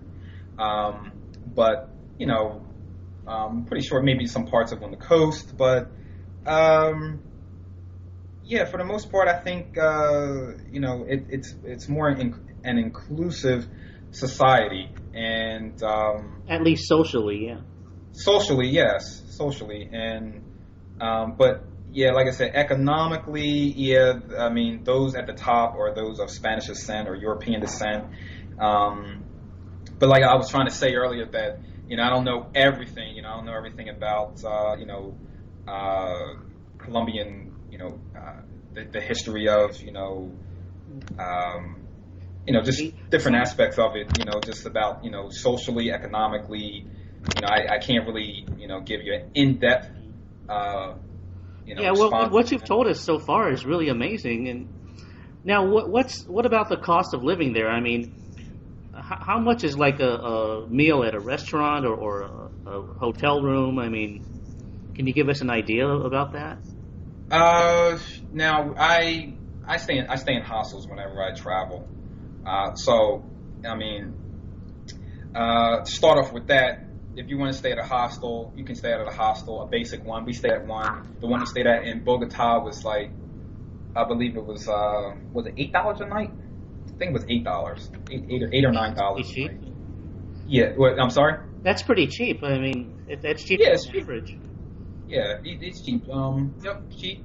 What about like There was some food? other. I mean, um, were the costs and the prices pretty low? I mean, Yeah, yeah. Or I was going to say that there's some other hostels in the area we stayed in called the Candelaria, and there were some better, better hostels where you had better showers and it was just better. You had, internet. You had the internet. We had the internet at the hostel we stayed at, but it wasn't working, and so. But I know at the other one called the Messiah, that was a really nice one. That was only just wasn't too far from where the hostel I was staying at, but that one is like a little bit more. I think maybe with that one it might be. I'm guessing it could be $20 a night, something like that, or maybe 17. what was Something like the average price of like a meal at a restaurant or a cafe or a canteen? For a meal, it was trying to think here. I know I went to one that wasn't too far from the hostel. I had chicken. I had an arepa, and it came with fries. Came with skillet, and I think that was about. And a drink came with it. I think I had mango. I think it was. I think it was $8, something like that, for all that. Hmm. Something like that. I'm trying to think here. It was it was like $8. Yeah, and then I'm trying to think here. Some other place. Well, there were some other places that were more expensive. Like we went to a Middle Eastern restaurant where you could get a shawarma. I'm not sure if you know what shawarma is. It's kind of Yeah, like I know what that is. Yeah. shawarma. Yeah, so we ate shawarma. The shawarma, can't remember, but it wasn't too bad. You got a meal. We had a meal with that, so it was. I'm thinking here. I'm trying to think if it was. I don't know. Maybe that was about $8. But most places that we went, like in all the cities that we went to, most meals were about $5. We had Chinese food in Medellin. That was pretty cheap. I think I got chicken. Chicken and rice, and I believe it was like $6 maybe. I think it was like 6. Hmm. That's not too And bad. no, it's not bad. No, because we actually ate that. We were in Medellin. I think we were there for what, 2 days? Yeah, I think we were there for 2 days, and I ate that for breakfast because I'm a big eater anyway. So when I woke up, I was starving. So, and you got so much. So I went. We went, ate that for breakfast, and yeah, I think it was only like $6, and that filled me. That filled me for for most of the day, and because it was just so much there. But yeah, it was like $6, and then we went. We went to when we were in Cartagena. There was a place right next to the hostel that we're staying at. The meal, I believe that was, I think it was $5, $4 or $5, and free refills for iced tea. Oh, the iced tea was so good, and you got rice, you got salad, and you got chicken. But yeah, and that was great. So, Was but yeah, did the food taste healthy? I mean, without processed ingredients like America. I mean, was it healthier? very healthy, very basic. Like I said, mentioned I ate rice a lot. I mean, wherever you go, you have rice and chicken. Very basic. Yeah, no, it wasn't, a bunch of salt or any of that in it. Colombian food is not all that great, but to me, it's healthy. It's healthy. It's just very basic. They just, like I said, the rice and the chicken and the salad, and a lot of meals you get French fries. There's something else that you can get called this, what's the salchipapa? Is the French fries and the sausage together. I saw that a lot of places, but then you had trying to think here, like I said, Medellin had Chinese food. You had just like they're the types of foods that that they make. Is their food similar to Mexico? Not really. I think Mexican food is a lot better. I think Mexican food is a lot more creative, a lot more flavorful. But Colombian food, it was healthy. It was healthy, and at least it was natural food, right? Natural food, yes, it was natural. Yeah, natural. Without all those processed ingredients and MSG and sugar and all that. Yeah, everything. Yeah, very natural. And they don't have all that crap in it. And just being on the street, they sell fresh fruit in it for 50 cents. You could get a cup. You could get like a cup of pineapples or mango, or I think let me see what they had: mango, pineapple. What else they have? They had some other fruit. Oh yeah, then I think they had strawberries. All this fresh fruit and kiwi. They all this fresh fruit, and for 50 cents. So I would get up in the morning. Sometimes even before I would eat a big meal, I would eat that while we're walking. I would just get some fruit and and just get that. It was only 50 cents. So wherever you go, wherever we went, it was in every city. They just had fresh fruit, and it was just I was like, this is great. It's just so great, And so I was eating a lot of fruit. I was drinking a lot of water. I was, eating some good hearty meals. Some rice, some chicken, some salad. So really couldn't complain. You can't complain. Now, all the food was natural. Yeah, that's great. You are what you eat, so it's important to have. To be in a country where the food is natural, so you can eat healthy and remain in optimum health. And you just don't get that in America because it's so hard to eat healthy in America. Most of the food is so unhealthy, and it's hard to avoid that. Yep, it is. So yeah, can't complain with the food there. And so have you been to any other countries besides Colombia? If so, which ones, and what was that like? Mexico. I was there for 5 weeks. When I was in college, I studied abroad there for 5 weeks, and that was an amazing experience. Really love Mexico. Love it.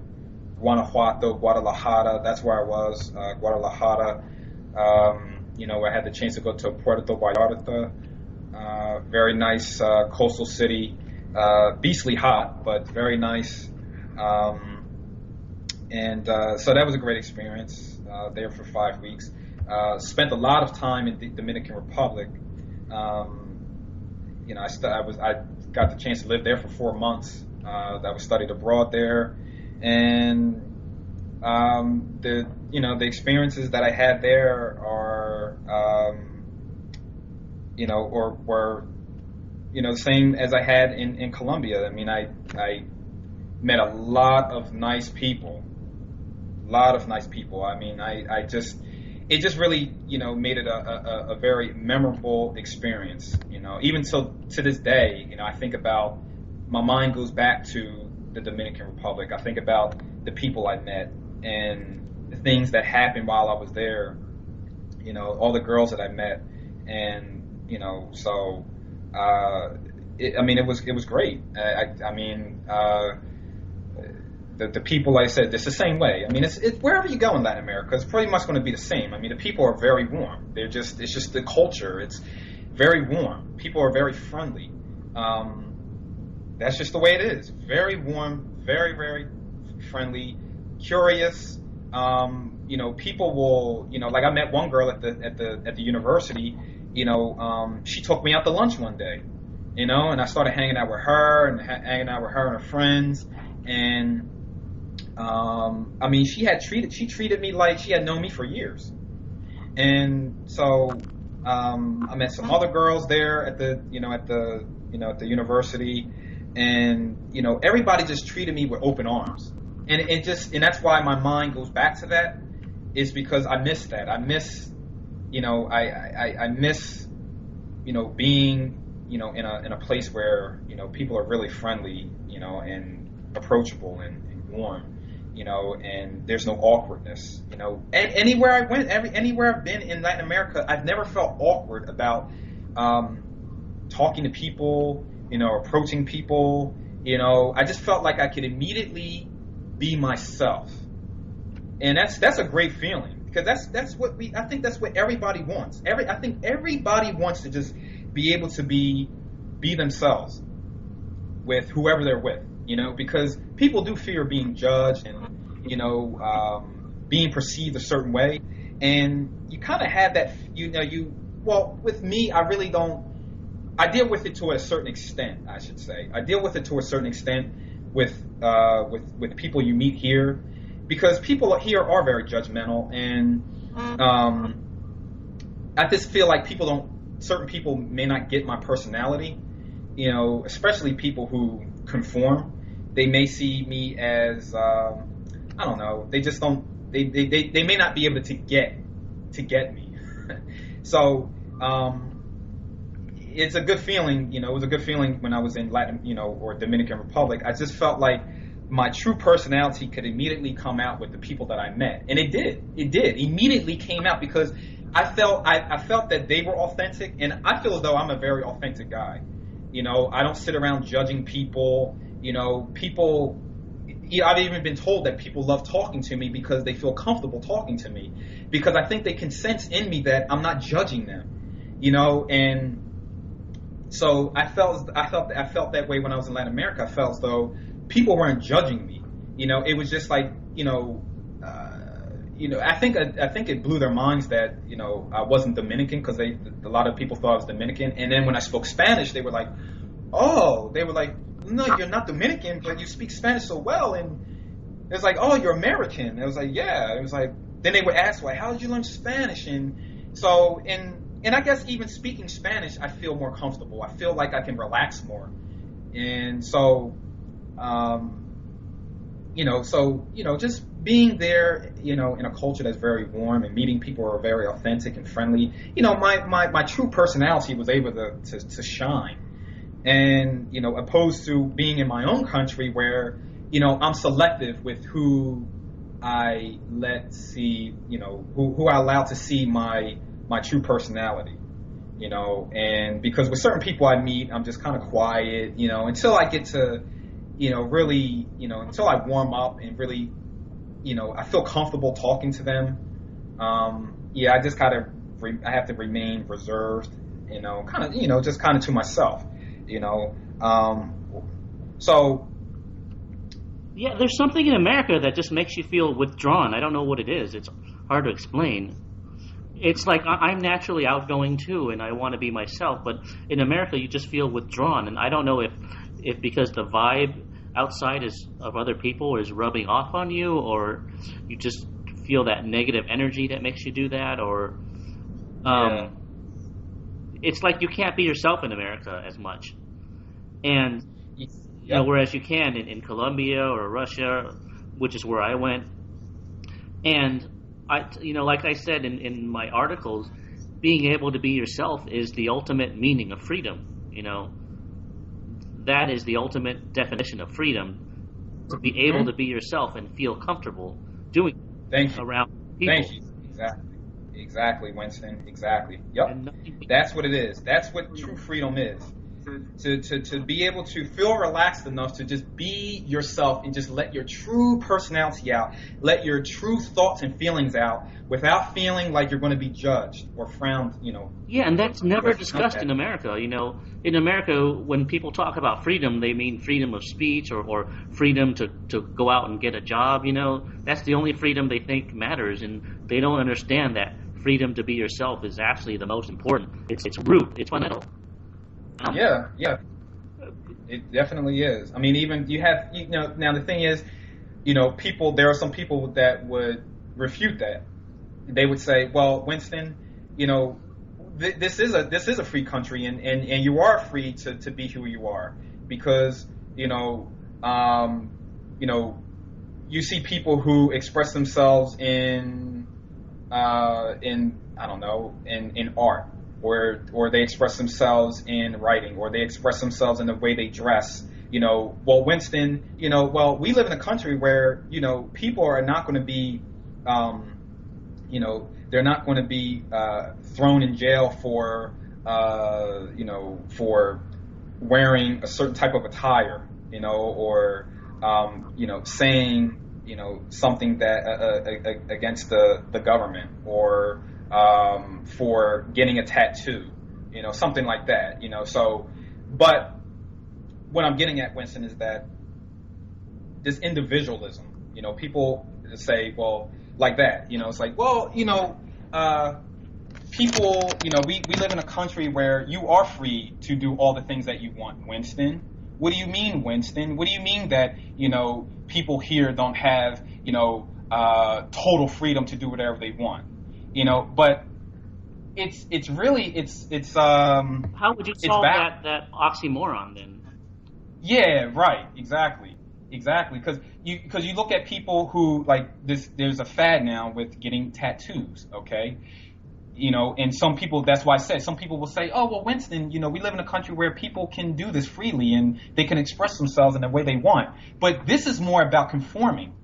It's not about being individualism, okay? It's about conformity. Well, I think with you and me, the freedom to be ourselves that we want it's more socially based. It's like we want to be free to socially connect with people and to talk to women and to meet girls, right, and have a relationship with girls.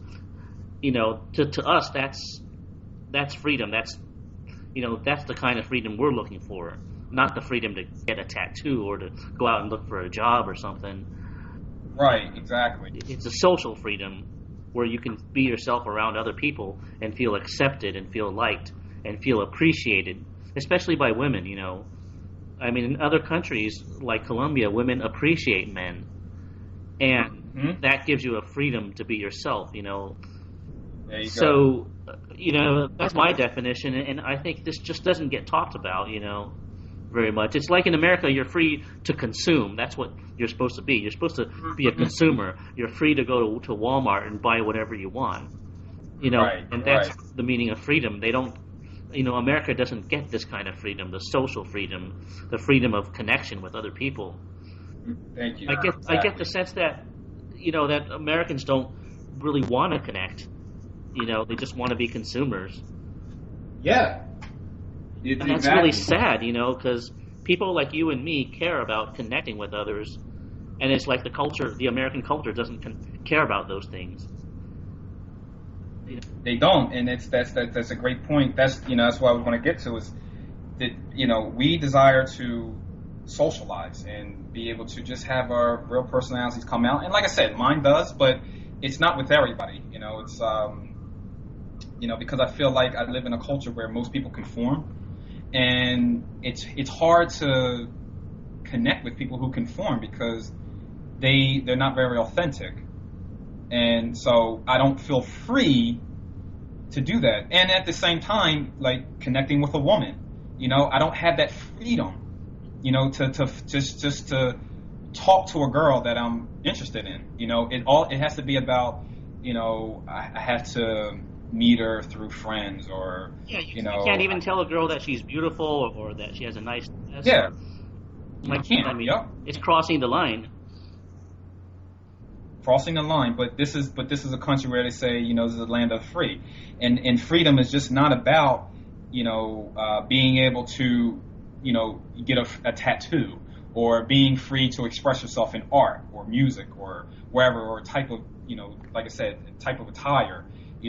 That's not what freedom is, or freedom of speech, or freedom to get an education. It's not just that, it's the freedom to be who you are. Like, if you want to meet a girl and you see a girl that you're interested in, you should have that freedom to be able to approach her, okay, and tell her that she's beautiful, or, just to express your interest. But see, now it's backwards. If you tell a girl, and I don't recommend that, approaching a girl and telling her that she's beautiful,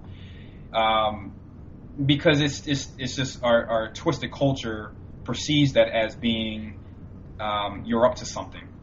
So you can't do that in this culture. It's pretty sick, because you may genuinely want to go and tell that girl that she looks nice or she has a beautiful smile, okay? But since it's frowned upon in this culture, you don't have the freedom to do that, because it's going to be perceived as a negative. It's a negative thing to do that. So this is what you're dealing with, and so we don't really have the necessary freedoms that we should have. As such as something like that. As making somebody happy by saying, giving her a compliment, saying that, oh man, I really like that dress you have on, it looks beautiful, or I just wanted to come over and just tell you, what, I was looking at you, from over there, and I just wanted to come over and tell you, you have a beautiful smile. Not to say you can't do that. I mean, you can, but I'm telling you, a lot of cases, you'll find women that will frown at that. And, it's just not accepted. Put up defenses immediately, saying, oh, it's the guy trying to hit on me, and it's creepy, or even if she's not afraid to talk to you, she's still going to brush you off because she has to go somewhere else and has other things to do and just doesn't have the time or interest to meet you, Exactly. So, everything's business, so people only talk when it's business. And and so people are always in a rush to get somewhere, Definitely. That's the kind of vibe. I mean, there's just no social connection, and this is such a deep topic, because it's hardly ever talked about. Even in the alternative media, they don't talk about these kind of things. Everyone talks about economics, politics, wars. Nobody talks about social connection or dating or just the social culture. Yeah. Yep. It's pretty sad, because we are social beings, and we all desire to socially connect with other human beings. That is a great desire of everyone. I mean, everybody wants to be able to connect with somebody and laugh and talk about different things. And like I said, they want to be able to not worry about being judged. You want to just be able to be relaxed and just be yourself. But there's I don't know where this has come from, but it is, it's blatant, very, very blatant, and I don't see how anybody could not see it. And I know people, and I even have coworkers who have made comments about the United States being a cold culture. I had a coworker who went to Jamaica. She went to Jamaica. Let me see here. She went to Jamaica. What was it? About 2 weeks ago. Yeah, she went. Yeah, and so when she came back, she was just saying, she was like, man, the people are so friendly and just so nice, Yeah, so even mainstream people will see this when they travel. I mean, it's so obvious. Yeah. She was like, she told me something she said to one person, and while she was there, and I was like, wow. I was like, I was like, you just said something like that here, you would have had a frown. She was like, yeah. She was like, people here would have been like, what? Like, that's just not accepted. But, yeah, so she saw the difference. She's like, yeah, the people are so warm and, she did say, she's like, the people here are just so like, can be cold and standoffish. And I said, exactly, I told her exactly, I said, because we talked about, I had to bring in Colombia. I told her, I was like, when I went to Colombia, I was like, the people are just, just very, just down to earth, very warm, authentic, and that's it. I mean, but so my point is, people do see, people see it, and you can't be politically correct about it. You can't, because it's a fact. Most people don't know their neighbors. We're just a very cold culture. We're isolated, and I don't know. Maybe that has something to do with it. Just the region. Because we border Mexico and Canada to the north, but I mean, Canada, they have Quebec, but for the most part, it's pretty much the same. Mexico, yes, Mexico, but I mean, we don't really have contact with other cultures. Just the way as if you were living in, let's say, Spain, and you're surrounded by Portugal and France, or Morocco to the south. It's not like that. So we're a very lonely, isolated culture, and I think that may be a reason why we're so ignorant about the world and so cold, and can be very suspicious about people from other cultures, and view other cultures as being inferior to the United States. It's a lot there, but I don't see it getting any better. Yeah, and you don't realize these things until you start traveling more. Mm-hmm. Now, when you went to Latin America, I mean, did you need a visa to get in, or did they give you a visa? And when you entered, and how long was the visa for? No, I didn't have to get a visa, no. The first time I went, all I needed was my birth certificate. The first time I went was September of 2004. Second time I went back May of 2005, and then I went back to study abroad August of 2005. So do they give you a visa or a stamp, and how long can you stay? I mean, the tourist visa, I believe, it's what, 90 days, or I'm sorry, for me, because I was there for 4 months, so I had I don't even remember. I'm trying to think here, because a regular tourist visa is 90 days, but I was there for 4 months, so I'm trying to think. So you must have extended it then, right? I can't remember what I did. I can't remember. I can't. I guess. Are we talking about Colombia, or? Say it again.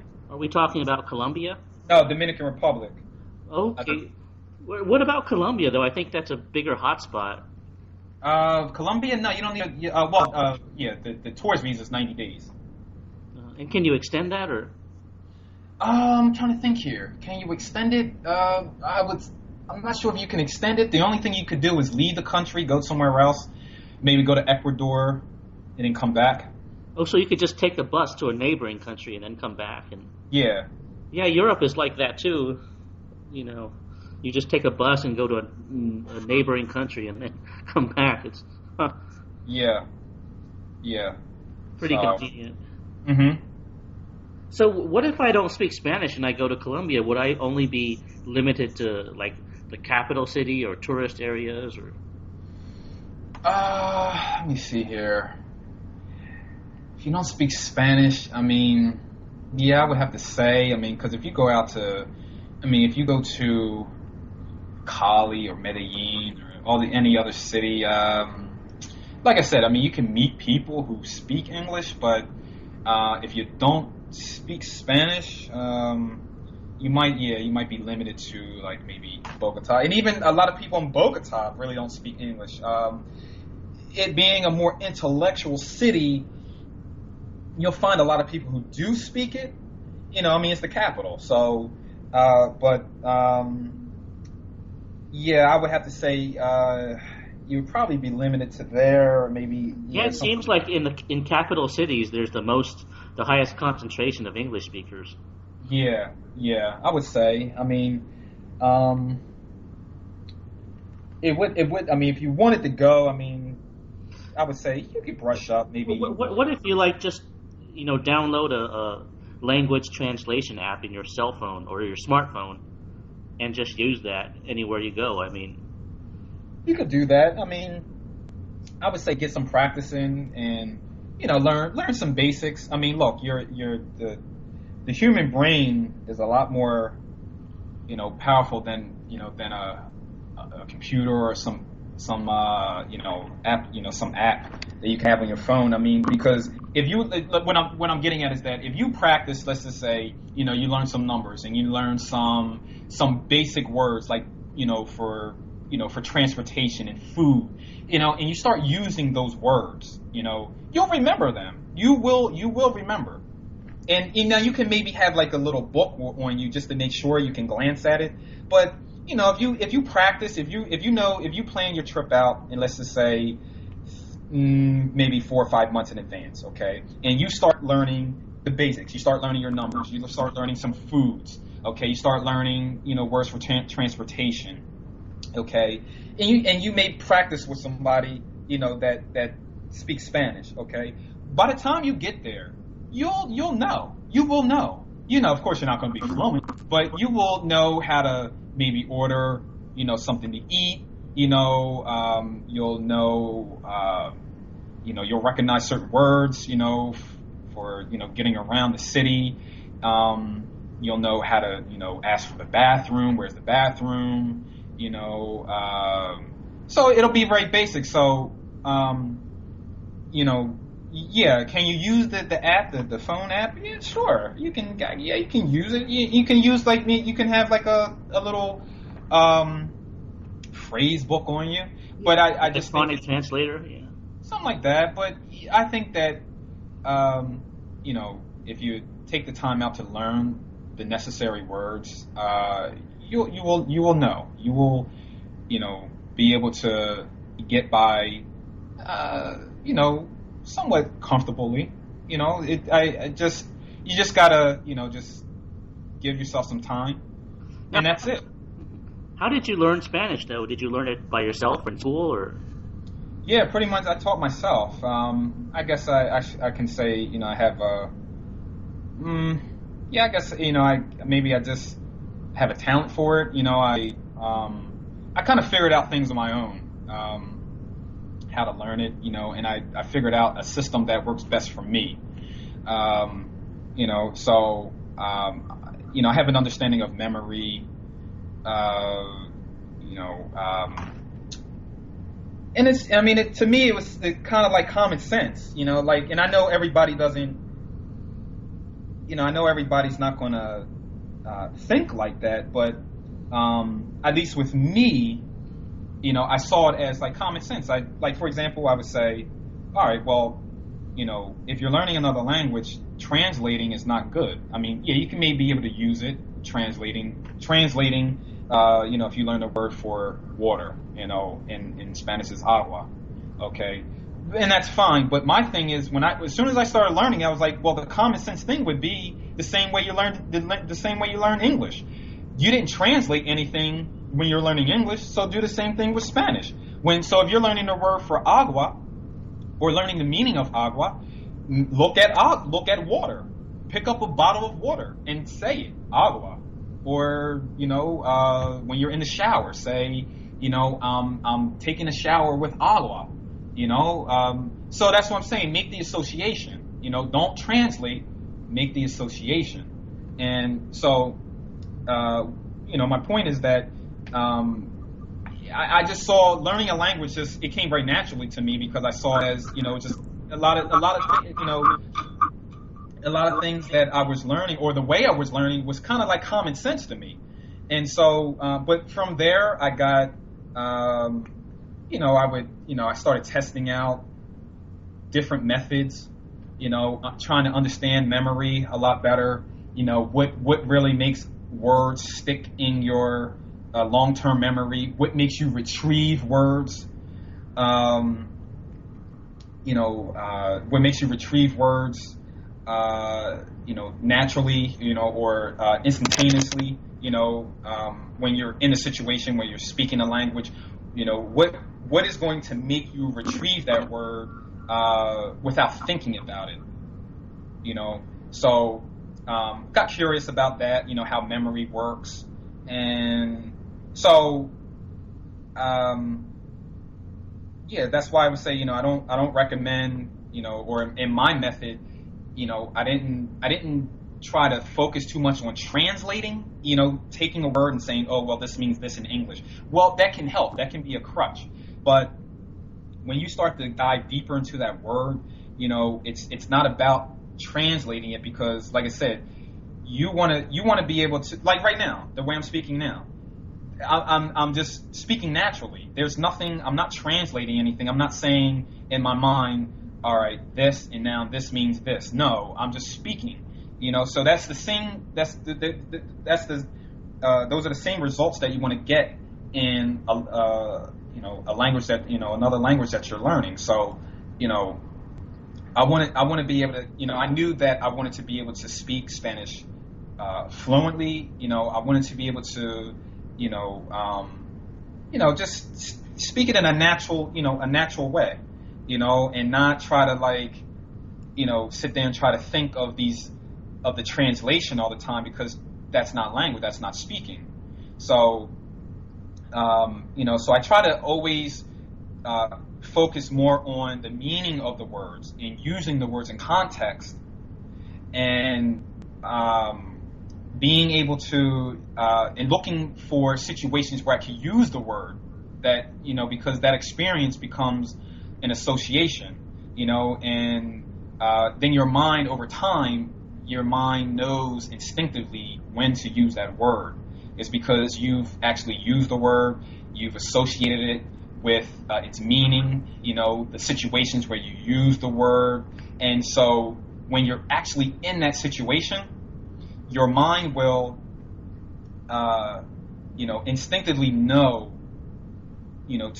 how to use that word. You'll use it naturally, without thinking about it, and that's what you want. So, I had a lot of patience with it too. So you need patience, you need motivation. It's not so much, just, oh, well, I want to learn this language. You have to really dedicate yourself to it. But in your case, going back, you said, well, what if I go to Colombia, do I need to learn Spanish?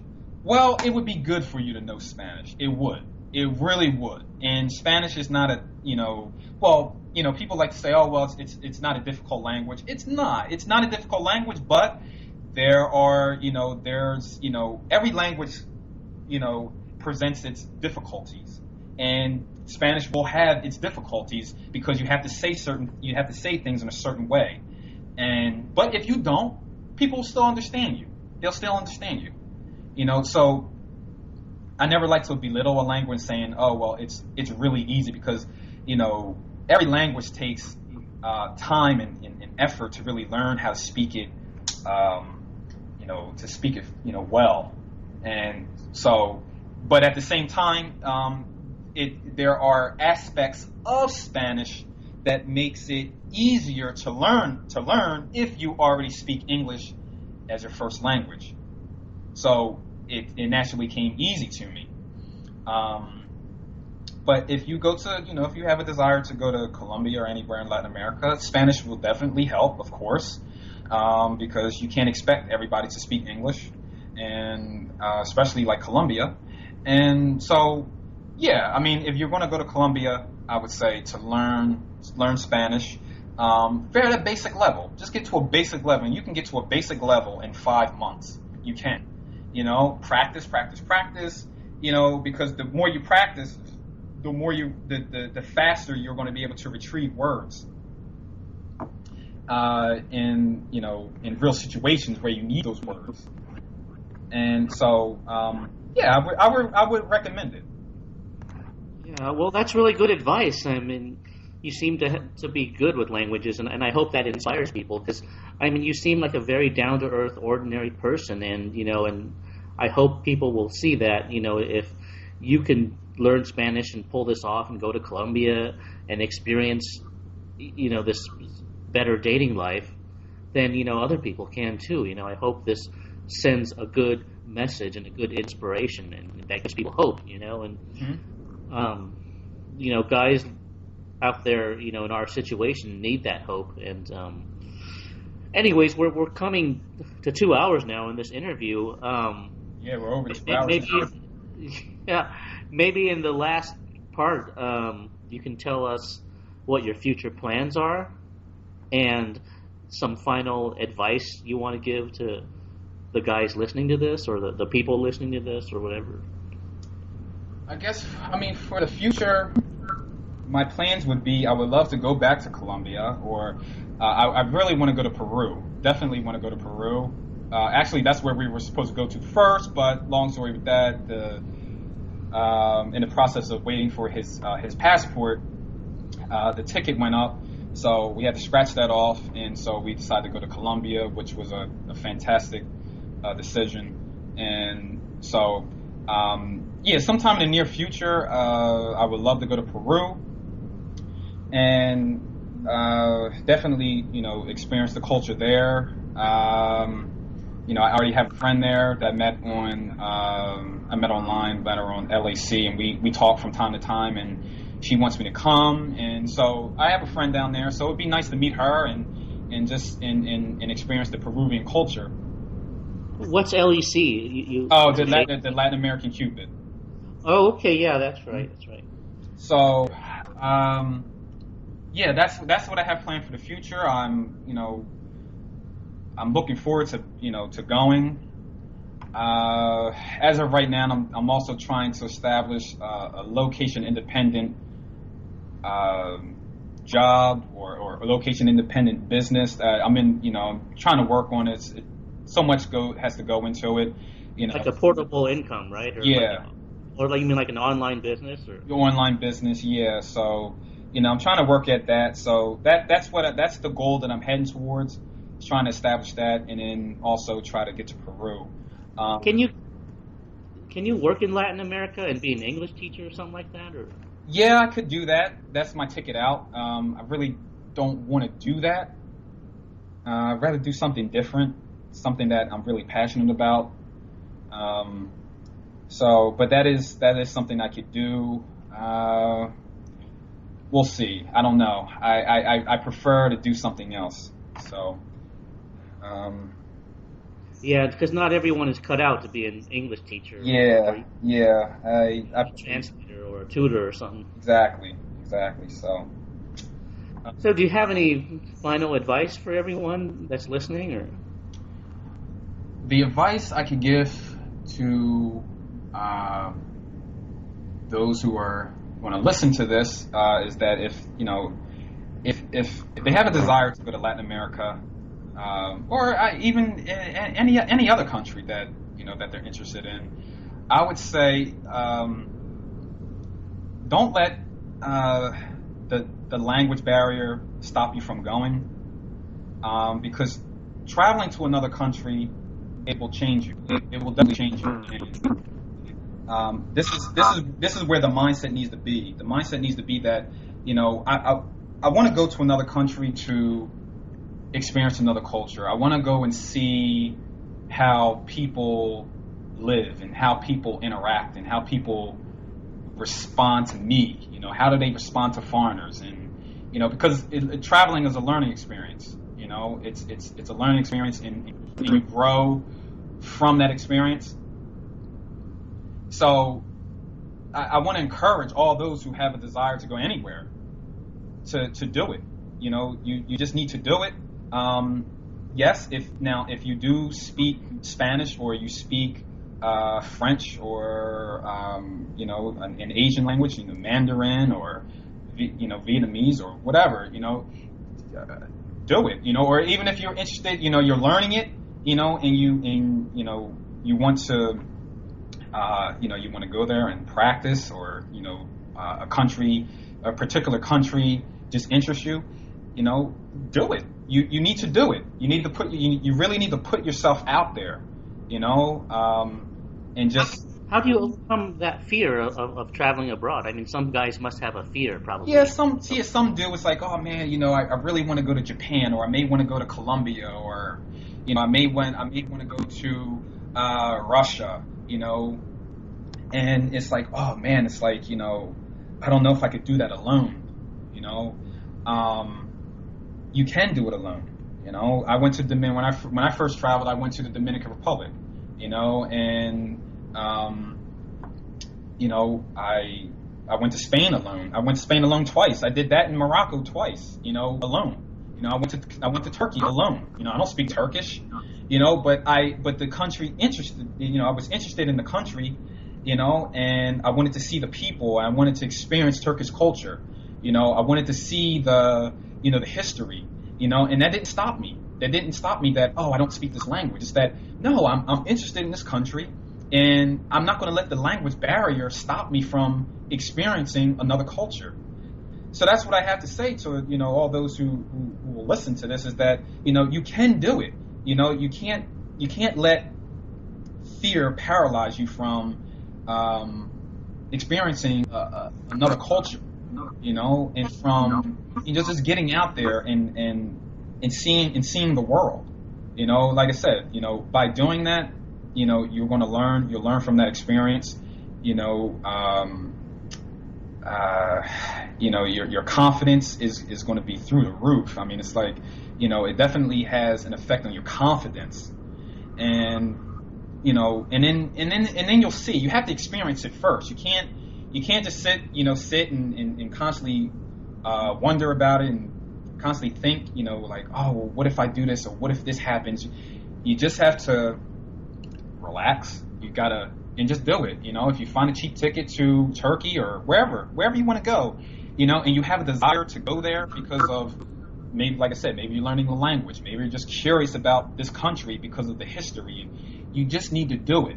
Just do it, and you won't regret it. You will not regret it, because traveling is it's a part of personal growth. You learn about yourself. You're going to be able to meet new people from the country. You're going to be able to meet people from other parts of the world. And when that happens, you're going to see like, wow, yeah, it's not that bad. It's not that bad. You're going to be able to meet people at the hostel. It's not that bad. So, I hope this can encourage people to do it, because some people, they're looking for encouragement, or they're looking to be motivated, and I'm here to tell all those who listen is that I just put myself out there. I didn't care that I didn't speak the language, and I didn't care. Like when I went to Morocco, I didn't care. I didn't care that I didn't speak Arabic or French. I just went, and I was like, it has to be somebody there that that speaks English, or maybe there's some people who speak Spanish. So I just did it. And like I said, I don't regret it. So that's the advice I can give to those who listen is, don't let fear paralyze you from seeing the world. Yeah, it seems like sometimes to overcome fear, you have to just not think about it and just do it. Because if you think about it, your mind will, start to get into this fear mode and start to look for excuses not to go. It's best, it seems, to just do it and not think too much about it. Yeah. That's how I overcame the fear of going to Russia, because, I mean, the first time I went to Russia, it was scary. I didn't know what to expect, and the whole notion of it was scary, and so, I had to just do it and not think about it. And it gets easier every time, too. Yeah, it does. It gets easier, exactly. And like I said, your confidence builds. You become a more confident traveler. It's like, let's just say, for example, you have a desire to go to Brazil. Okay, so you go to Brazil, and it's your first time out of the country, and it's just like, I don't know what to expect. I don't speak Portuguese all that well. And then you go and you meet people and you have a great time and you feel really comfortable. People make you feel, at home, and when you come back, it's like, man, that was an awesome experience. And now you're looking to go to somewhere else. But now you won't have that fear, because of that experience you had, you're not going to have that fear. You're going to, you're going to look forward to going to the next country. And when you find that ticket, that however much it costs, if it's in your price range, you're just like, all right, look, I got this good this cheap ticket. I'm going to Spain now, so that's how it's going to be. And it's just, and every time you go somewhere, you're going to be looking, to go to, or you're going to be planning your next trip. You're going to be online looking up, tickets, looking up the prices, and because now you have that confidence. Now it doesn't matter anymore. You've already done it. You have those positive experiences in your long-term memory. And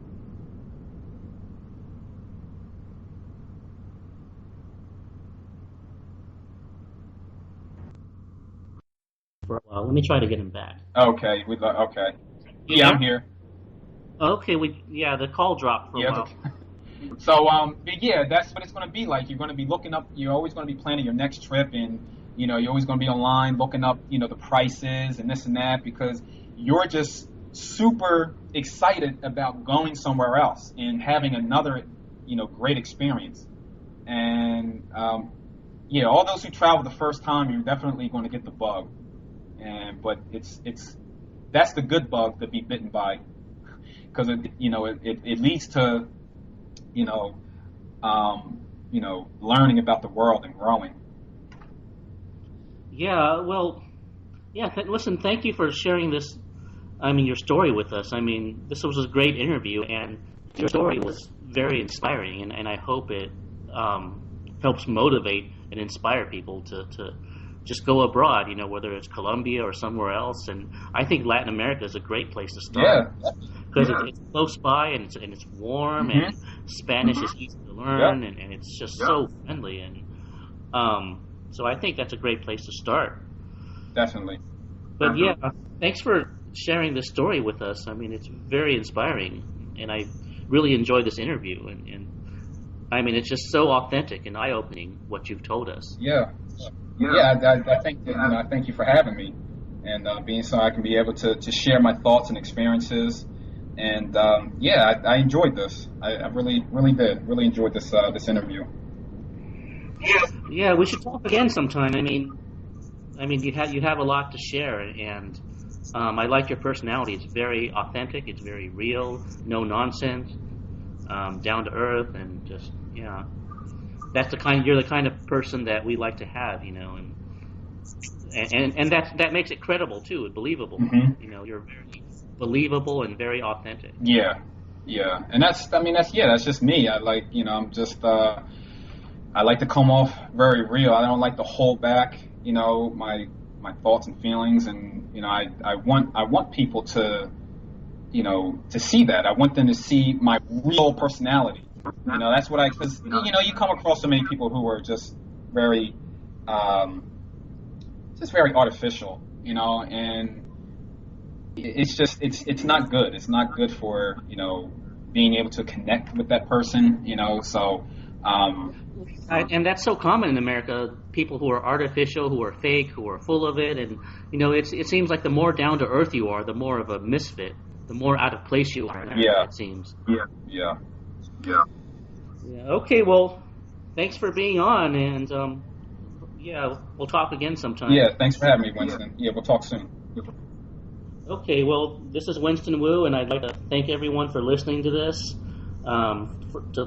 Thanks for listening to another edition of the Happier Abroad podcast, and best of luck to you all, and we'll see you again next time. Bye-bye now.